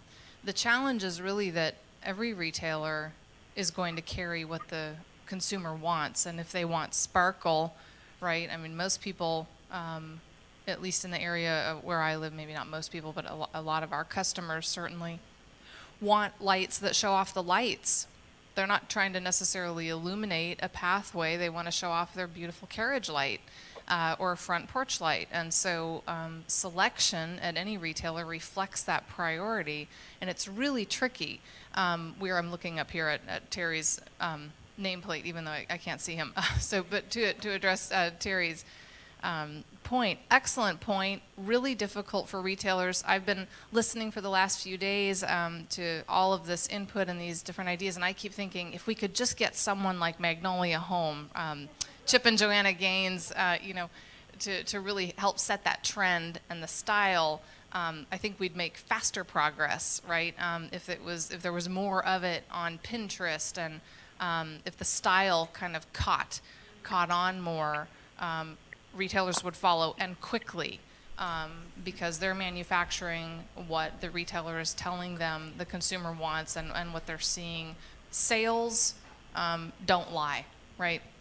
No matter what we think might be priority, what happens at the cash register is the reality of consumer demand. So that's a retailer's point of view. We are working on it. We're trying to fix it. Lamps Plus, Lowe's, Home Depot, Amazon have good selections. So there's tons out there. We just need to figure out ways to drive more demand. Okay, I think Leo wanted to comment on that. I would say 8 to 10 years ago, I was in touch with the other company, and we worked out a program that involved them putting a 4-foot section in their store, in their lighting section, of lights that we had all of the logos from Bob Creelan, Good Neighbor Lighting. Okay, this 4-foot section went into 1,700 stores. Now, it didn't say that you couldn't buy the sparkle and all this, because there was like maybe at least 8 more feet of lighting. So if you were into that, go ahead. But what's wonderful there is that not only does it provide an avenue for someone to be able to buy, it's also an educational tool, because now when people come into the store, it dawns on them that maybe being a good neighbor involves more than just like being quiet and not causing a lot of noise to your neighbor. Now it might be that the light waves, okay, that are trespassing onto the neighbor's property are really an intrusion. And so if you have some degree of self-consciousness about being a good neighbor, and there's this 4-foot section of Good Neighbor Lighting in the store, you may very well be drawn to it, as opposed to just buying, let's just say, the cheapest thing that's on the shelf or whatever else. So that was just one experience. 1,700 stores is a lot of stores nationally. And we have some responses from the audience, please, right over here.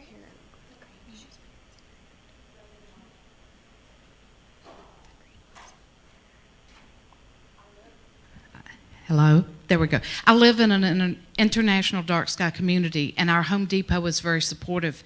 The issue is that we have to special order any lights that actually meet our ordinance in that community. And so corporate is telling them what they have to have on their shelves. And I totally agree with Leo. If we could get some educational materials there and some good lighting that is good neighbor friendly on the shelves and some educational materials there about it, that would be wonderful. So here. I'll use fewer words this time, sorry. So noted in terms of nomenclature, okay, got it. I've made a note. I think that's a great point. Also, I might regret offering this up, but I do want everyone to know that each individual store has a degree of autonomy and can make purchasing decisions to a degree. So most of the purchasing does come out of our corporate headquarters in Atlanta, but if you talk to your store manager and they have a kind of regional buying option, so if it is very common in an area, there are a lot of homeowners associations asking for it and things like that, that is an option, so everyone knows that they can go and ask for that with their store managers, okay? No, don't mention my name. And Nobody knows, I'm a nobody, but we'll take the this- store managers are very powerful people, so, and very important. We're just going to take one more question on this, and then we'll move on to another conversation topic, please. So right over here, please.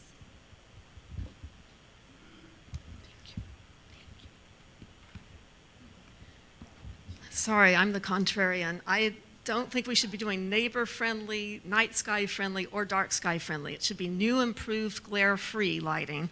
And because now we're benefiting the actual buyer. We're not asking them to be altruistic towards somebody else. I've also seen they're very expensive, beautiful Minka Lavery lights, but a few years ago I was able to buy an inexpensive version, the type of porch light sconce that has the light under the cap and then a beautiful lacy bottom, and it was moderately priced. I can't remember if it was Home Depot or Lowe's, but those are harder to find. It was beautiful. We have got to have it be from the point of view of a non-dark sky person, that they are getting a light that they will like better. And by the way, those are exploding around Houston. We don't have an ordinance. I think people are seeing pretty lights and they just say that looks nice. And I Okay. think that would actually drive your sales. Okay, thank you. So we're open to new conversation topics about 30 years. Where would you like to see IDEA? What are your hopes for the future? So if someone would like to ask a question in that direction, we'll start with this gentleman right over here. Thank you. This gentleman has two big picture things for our future. The first is we have to accept that we live in a 24/7 society, and we have to fit our goals within that framework. People want to be able to buy a Big Mac at 3 in the morning, right? And so that's where we're at there. And the second point I want to make, and it kind of coattails on that, is for better or worse, our society, because it's a 24/7 society, has evolved to people being afraid of the dark. And so they want to light their environment. And so we need to fit our goals within that framework and either convince them otherwise, which I think will be challenging to do, or to find a way to convince them that it can be done better. Now, to the point about consumer choices, I just want to add, I was struck. I went to Costco last weekend, and I was looking for low CCT outdoor LEDs, and I could not find them in a spotlight. And I was struck by that, and the folks from Lumican, our fine sponsors from Lumican, told me why, and I hadn't appreciated this. When you have an LED at a higher wattage, it generates more heat, and especially if it's a low color temperature, it generates more heat than that bulb can handle. And so the lifetimes of outdoor high lumen output, low color temperature LEDs is short. And so I said, well, I'd be willing to buy a 2-year, knowing that it's only going to last 2 years. But that is the technological barrier, and maybe they'll be wildly successful and we'll be able to do that. But that's why that is part of the problem why there aren't very many low color temperature outdoor rated high lumen output fixtures. But I want to, as a framework, right? I just want to repeat. It's about being in a 24/7 society where people are afraid of the dark. That is our challenge for the next 30 years. So going off of that, if we could please have one of our panelists, Terry and Jim included, if you could please speak to this fear of the dark and how we can continue to kind of eliminate it. I can start a little bit, and I think that one of the underutilized benefits of International Dark Sky Places is that you are facilitating safe experiences with the dark. I think at dark sky places, I have visited many, the focus is often up in the sky. But many people who visit those places are experiencing natural darkness for the first time. And so I think we can be more intentional about ensuring that that we're acknowledging that people are in darkness, perhaps for the first time or first time in a long time, and do more to draw attention to that, and to make people feel comfortable in darkness, so that it doesn't have to be scary. Yes, go ahead. The fear of the dark is going to come into play big time over the next 30 years as autonomous vehicles come in to dominate the road. There will be a time 30 years from now when every car out there, with the exception of old model souvenir cars, will be a car that is autonomous, and it'll be just like everyone has airbags and seatbelts today. Well, when that happens, those cars navigate by LiDAR, radar, sonar. They don't operate optically. And all the stuff about street lighting and stuff is all going to be the case where you don't need it anymore if the street light is there for crash avoidance. And so maybe the only places will be pedestrian. But now let's take a look at a typical community. Let's just say you got 5,000 streetlights with 50,000 people population. And most of the streetlights are in residential zones where there's not walkways. It's just they're there for people to navigate. Try taking those lights down.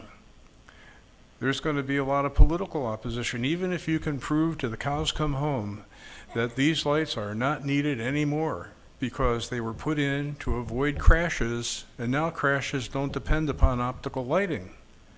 Well, you still get the people that want that light there because it lights their yard. And it's going to be very tricky. The answer, of course, is that municipal funds can be spent for municipal benefit. And if this benefits the municipality and that there is a safety function, then fine. But if not, then it's not really right to provide that light to that homeowner for his private use when he could go out and buy a decorative post-top light on his own and stick it in the yard, turn the light on when he wants, and so forth and so on. The municipal dollars don't belong there, but it's still going to, well, that sounds logical, but as we get into that point where we can take streetlights down, we're still going to have a real problem politically from all of those homeowners who currently benefit from a lit yard who don't want that light gone. Okay, I just want to bounce it back out into the audience crowd here if anybody wants to.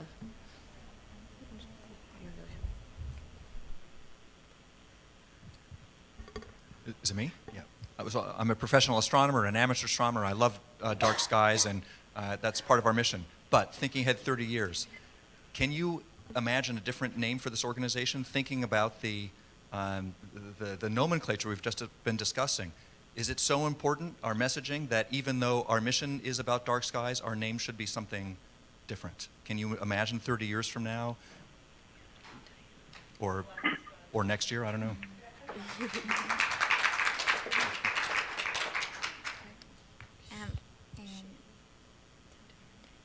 Can you yes to Diana, please? Thank you very much for asking that question.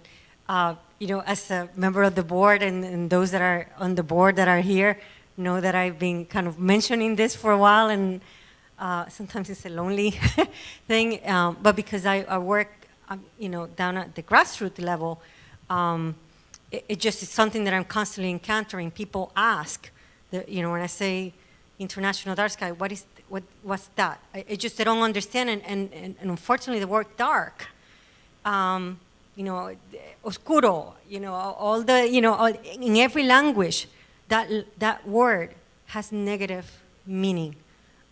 For us that are love the night has a positive, but for the rest of the people who are not looking up at the night sky all the time, it's the culturally referred, the dark force, you know, I mean, all those things. So I really hope that as we look forward to the next 3 years, we'll be brave enough to embrace a change in the name of our organization.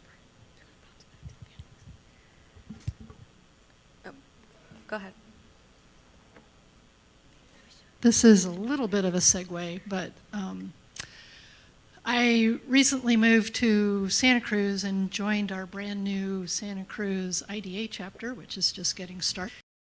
And we very enthusiastically set out some goals for council to adopt the MLO. And I said, well, wait, let me just take a look at it and, see what it includes. And I was dismayed to find that the latest edition I could find 2010, which is before the LED revolution, and that most of the references and numbers are now very antiquated. Have with retrofit solutions to what a vision of high performance community would look like now with current technology, and then out in the future what it will look like with autonomous vehicles and a full digital economy. What is the farthest vision we can look at. But I think that is a tool that we would really appreciate. So the question is, what's the prognosis there? So quickly we'll have Leo and Terry respond to that. So we'll have Terry do a response, please. Yeah, and I thank you. I guess that was Lisa Heschong again, and I appreciate her asking that question because there has been discussion in the Illuminating Engineering Society about an update, and I would really like to see the discussion get started with both the IES and the IDA on this matter. I think the idea is very good. Retrofit is quite different than a new installation for street lighting these days, and the third idea you had, what's next, really is going to hinge on lighting controls, I believe. So it is very appropriate to start thinking about those things and recognize what can and cannot be done in this next generation. But yeah, it's time to get started. And I want to point out one more thing that goes to the previous comments too, and that is people will be interested in lighting that they can see. In other words, if you have a demonstration area, if you have a bit of a street or a corner in an area that looks good, or that you can work with the city or whatever government authority you have to put in a lower level, proper color, well-shielded system, if you have a demonstration, you have a major tool towards selling the public. I've always found, and I'm working with communities all the time on this, that if you can show them what it looks like, you're 90% of the way there toward acceptance. And lower levels will only be sold if you can show people that lower levels of light are going to do the job for them, which they can. Otherwise, you get into this very strange spiral of too much is never enough. And I think it's time we put a stop to that. Okay, great. And Leo, really quick, and then we're going to open it back up to you guys. And don't be afraid to jump in with another topic if you have something that you specifically want to. I was on the Illuminating Engineering Society, IDA, Model Lighting Ordinance Task Force that developed the MLO that you see in 2010. I can tell you right now that probably the main reason that there has not been an update is what I'll call institutional exhaustion. That it took 7 years of various meetings all around the country, Chicago, Montreal, of the IDA, IES task force on the model lighting ordinance to get from start to finish. That's a lot. And all of the volunteers, there were 8 of us, no one got paid anything, right? We didn't even get paid, for like reimbursed expenses for the hotel. And so, it's a lot of money to put out, and then, who's going to do what? So maybe funding might be part of it if there was a way to put this in a time frame, like a 12-month time frame, and maybe fund the committee to help pay for those expenses that would justify those meetings. That would go a long way. But Terry is absolutely right. With all of the new technologies and controls and everything else, there really needs to be a new document. Okay, thank you. And we have a comment from the audience. Yeah, I'm Andreas from IDA Greece. My question would be about making IDA more international. would we make, in 30 years from now, IDA be more actively internationally? Of course, there are some chapters and some activity, but it seems that it's lagging behind what is going on in the US. And whether the Dark Sky program could be instrumental in that, because obviously it's one of the most successful programs IDA has, and maybe Chad can tell us if this program can be instrumental in making IDA more international. Thank you. And we'll have a panelist respond to that, please. I wish John Barentine was here, who's running the Dark Sky Places program. It was always envisioned to be an international certification program. I don't have a good answer for that. I'm going to reflect that back to the audience about how to be more internationally inclusive. We've had a few success stories, but it's been slow. This is Jim Doherty. Perhaps I can weigh in on that because it's a concern of mine. What brings me to this work is environmental defense and particularly climate change. IDA, of course, evolved from mostly a group of astronomers concerned about astronomy, and then, as Terry mentioned, we moved in aggressively to better lighting. And then as we began to learn more about the adverse effect of artificial light on animals and then on ecosystems, that our focus changed. And now I think our focus is increasingly, or at least should be, focused more on climate. I've often, by the way, this is Jim Doherty on the phone. I've often said with no basis whatsoever that we could realize probably a 1% reduction in global electricity use if we could reform the outdoor lighting.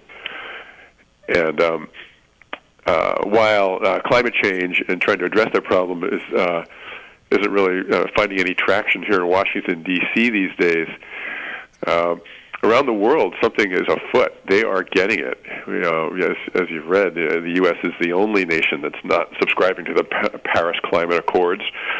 And in places like Saudi Arabia, they recently announced they're going to develop a new city that's entirely solar powered. They can see the beginning of the end.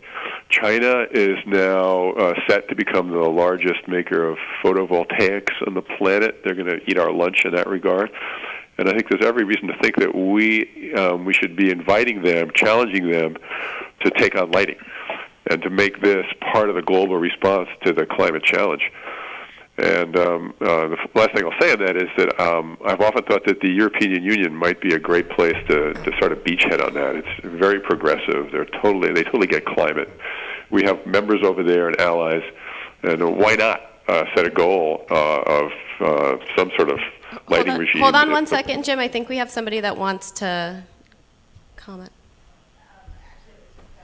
And off of Andreas' question about being more international, I'm the communications director, and after just hearing our panel on diversity, I'm always questioning who are we not hearing from, who's not present in this conversation, and how do we bring them in?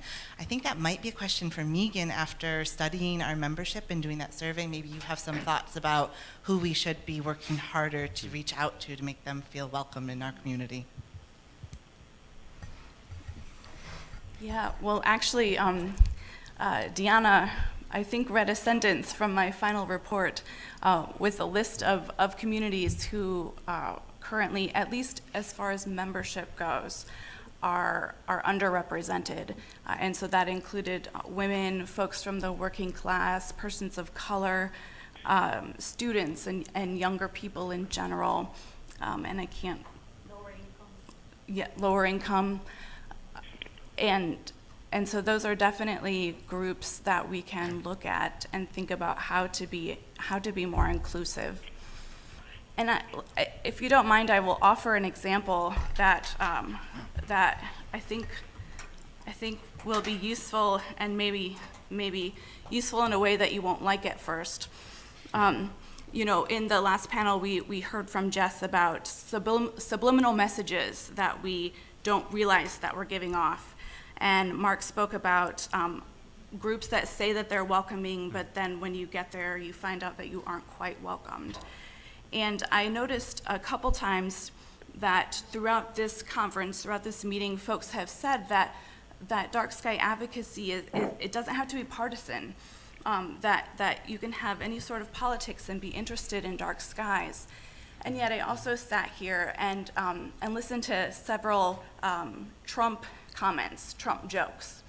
And it made me wonder that if we have someone sitting in the audience who voted for Trump, does that person feel welcome right now? Do they still feel welcome in this group like they belong here? And so that's a simple thing that I don't think that we think of. And I'm not saying that any of us have to choose to be supportive of Trump. He certainly has some environmental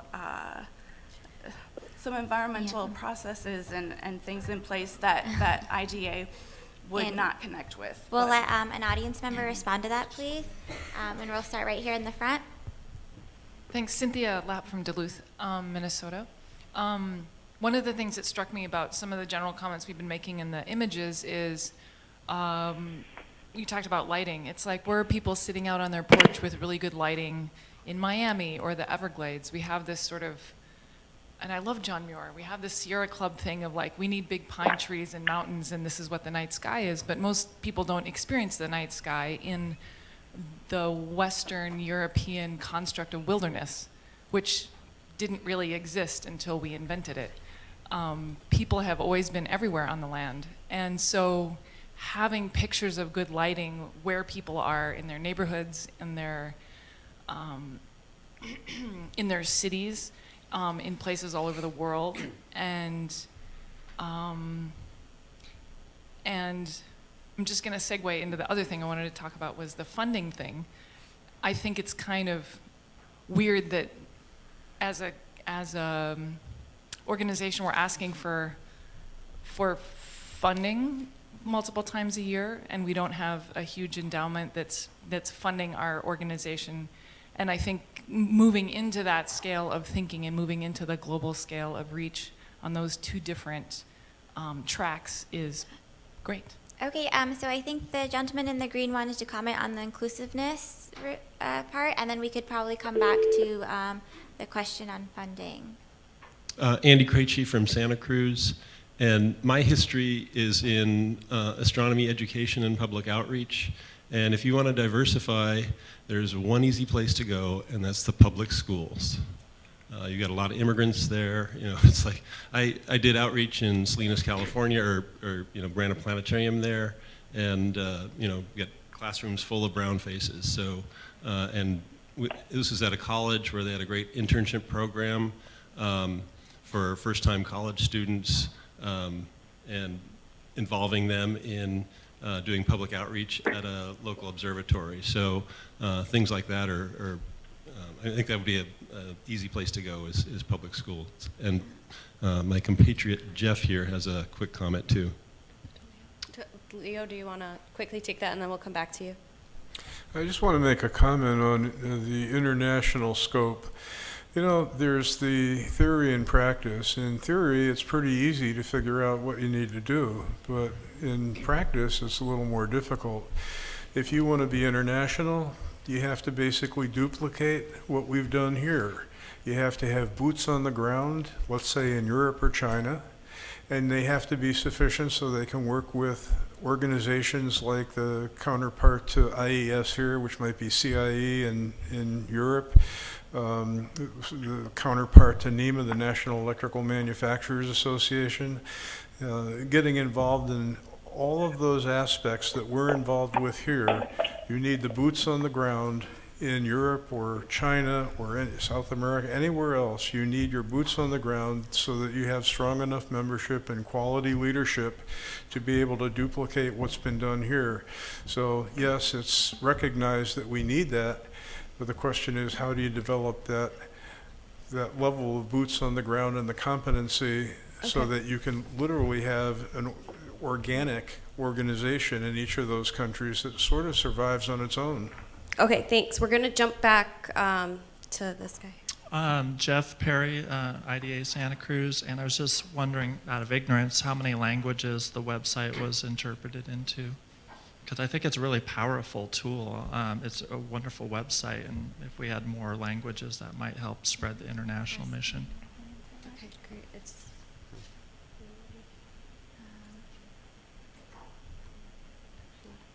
Right over here in the orange. The website is in English, and we really rely on our chapters to translate things into other languages in the areas where they're functioning. One more question right there. Hi, I approach this from a little bit different area, and I'm new to dark skies. I live in the wilderness 6 miles outside of Boston. I don't think we'll ever see a dark sky, but I certainly could go for an evening sky. But I'm also very pragmatic. I don't know how many of you are aware of the artificial turf industry that is covering our natural spaces with recycled tires. It's garbage, essentially, that no third world countries want to accept from us anymore. So we have a whole industry that's evolved around this, full of cancer, chemicals, etc. When you get these artificial turf fields, automatically now you get the athletic field lighting that goes along with it. And you get the press that, you know, our kids are going to go later to school, so they have to be able to be out there practicing until 10 o'clock in the evening, etc. And I think we need to push back on these things. I know there's a new paper coming out that Dark Skies is doing with regard to athletic fields, light cutoff, etc. And unfortunately, IES is behind Dark Skies in terms of understanding that you can use a lot less lighting. I've been tracking this because I was lucky enough to speak with Pete, and he turned me on to another person and another person. But we need to push back in all our communities. I do not have the opportunity to sit at beautiful Lake Michigan, etc., but we need to fight within our inner cities because our kids will never understand what a night sky is if we don't fight back on this issue. And when you look at the demographics, most people live within, 50 miles of the coastline?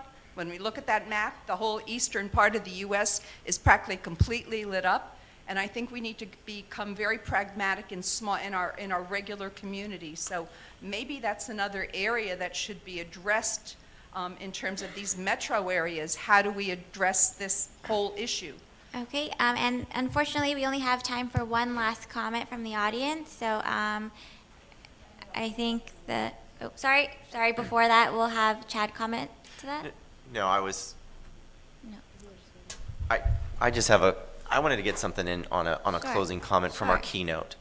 I don't know if you were as struck as I was on the keynote about, I believe it was Jevons paradox, how energy efficiency is not working in our favor. And I wanted to just catch up with Jim Doherty's comment earlier about climate change and that, you know, we need to really take a look. We focused so much on shielding in the early days, then we partnered with the IES and looked at illumination levels.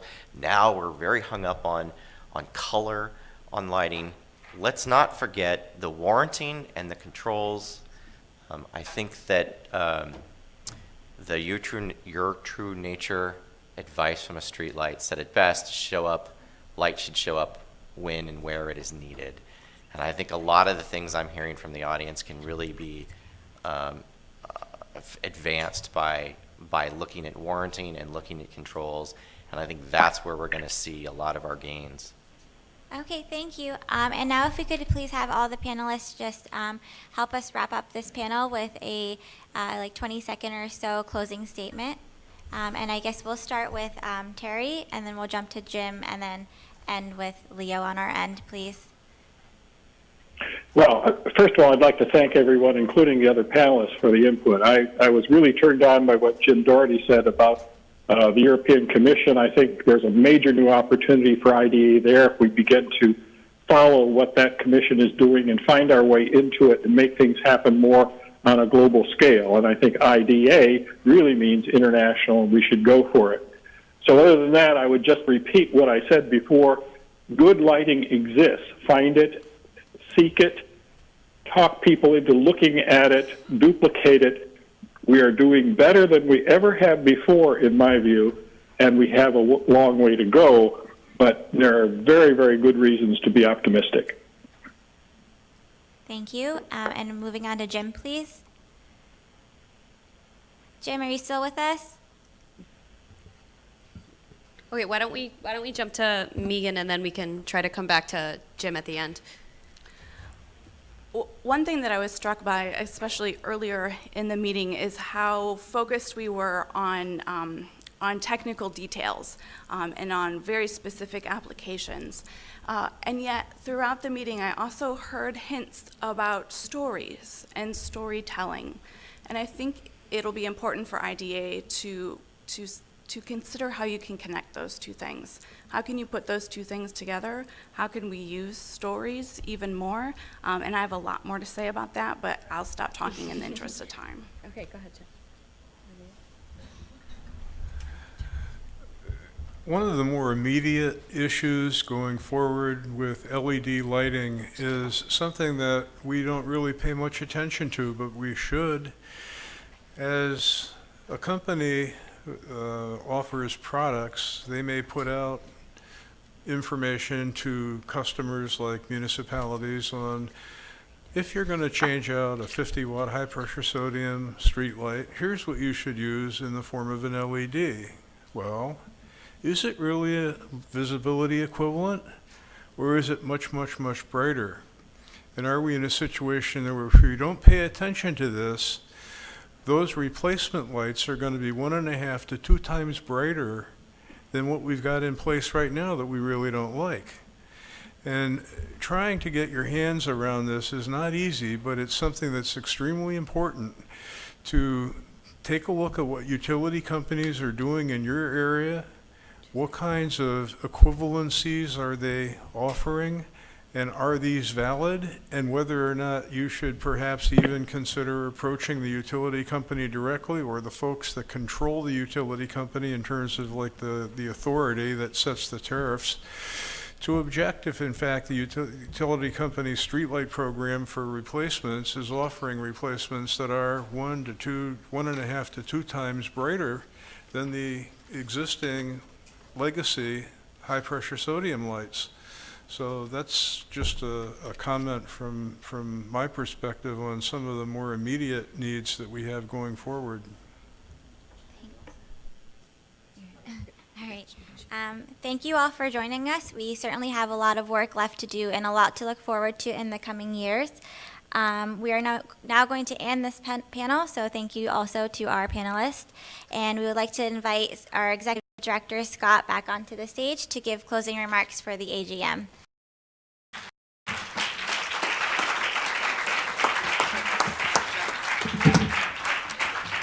I got your beanies in the back. Thank you. Oh, sorry. One of the things, the term that I've used, and I know you used, is kind of the next generation of leaders, and it was a very conscious decision to have Laura and Paris lead. Going on fishing expeditions, asking for comments, but people have buttonholed me and to tell me how interesting the topics were, deep, the panels were amazing, and I think as much as anything, the networking that I saw going on out there is it's great to see all the connectivity taking place. So thanks to you for making this meeting such an amazing success. A few last housekeeping matters. If you haven't completed the evaluation, please take a few moments. Cindy, you can write in, "Don't go dark again." Okay, you can fill in 3 evaluations. You can vote as many times as you want on that. But seriously, we still have evaluation forms in the back that we'd love you to fill out before you leave. We also have Dave Owen, our keynote speaker, as well as the Sky Glow guys, autographed and signed some of the beautiful photographs that were printed out there, and they're there for a generous or a not so generous donation if you'd like to pick one up on your way out. I do want to acknowledge a couple people real quickly. Did I miss anything, Amanda? Have I got all the bases covered? Okay, we're good. Once more, you're going to have to stand. I want to have our board members here. Deanna, please stand. Connie, please stand. Krista, please stand. And Kelly, please stand. And recognize our board of directors who are here for all the great work they've done.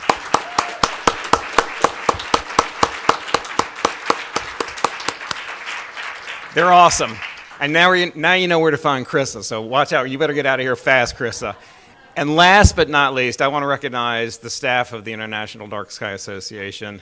Catherine, please stand up. Pete, Amanda, and Keith. Get up there, Keith. for all the work that they've done. And Susan, Susan Trinello. Come on in here, Susan. Can you grab Susan? Come on, Susan, give it up. Oh, well. Anyway, thanks to the staff. So we will be around. There's plenty of time to continue. Yeah, here comes Susan. Yay, Susan! There's plenty of time to hang out and continue the conversation, so don't feel like you have to rush away. And we'll see you in Snowbird, Utah next year. Okay, see you then. Bye-bye.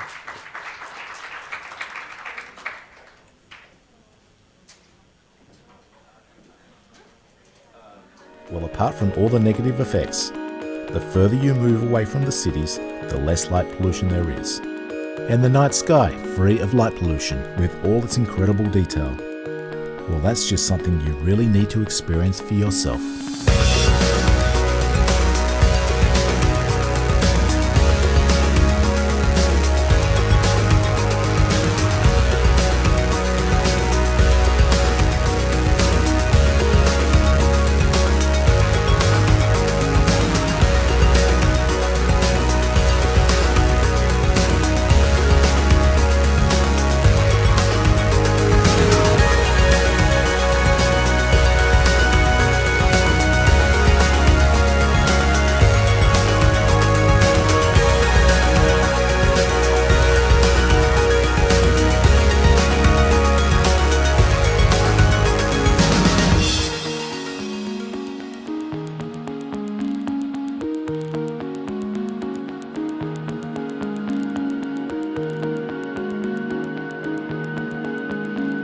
Life without dark skies? You don't know what you're missing.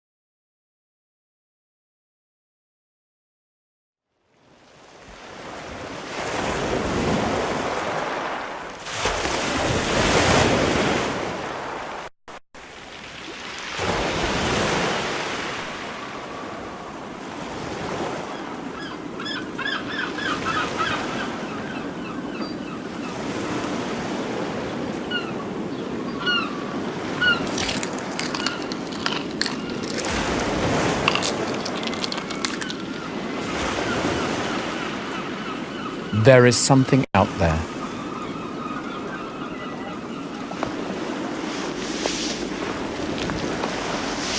That draws you in.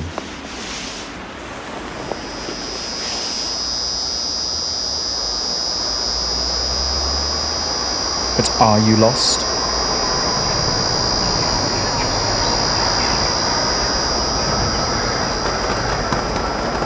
even if you had all the guidance.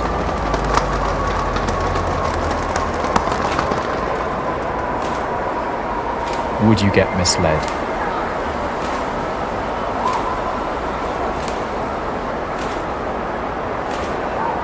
A moment before it hits you, will you recall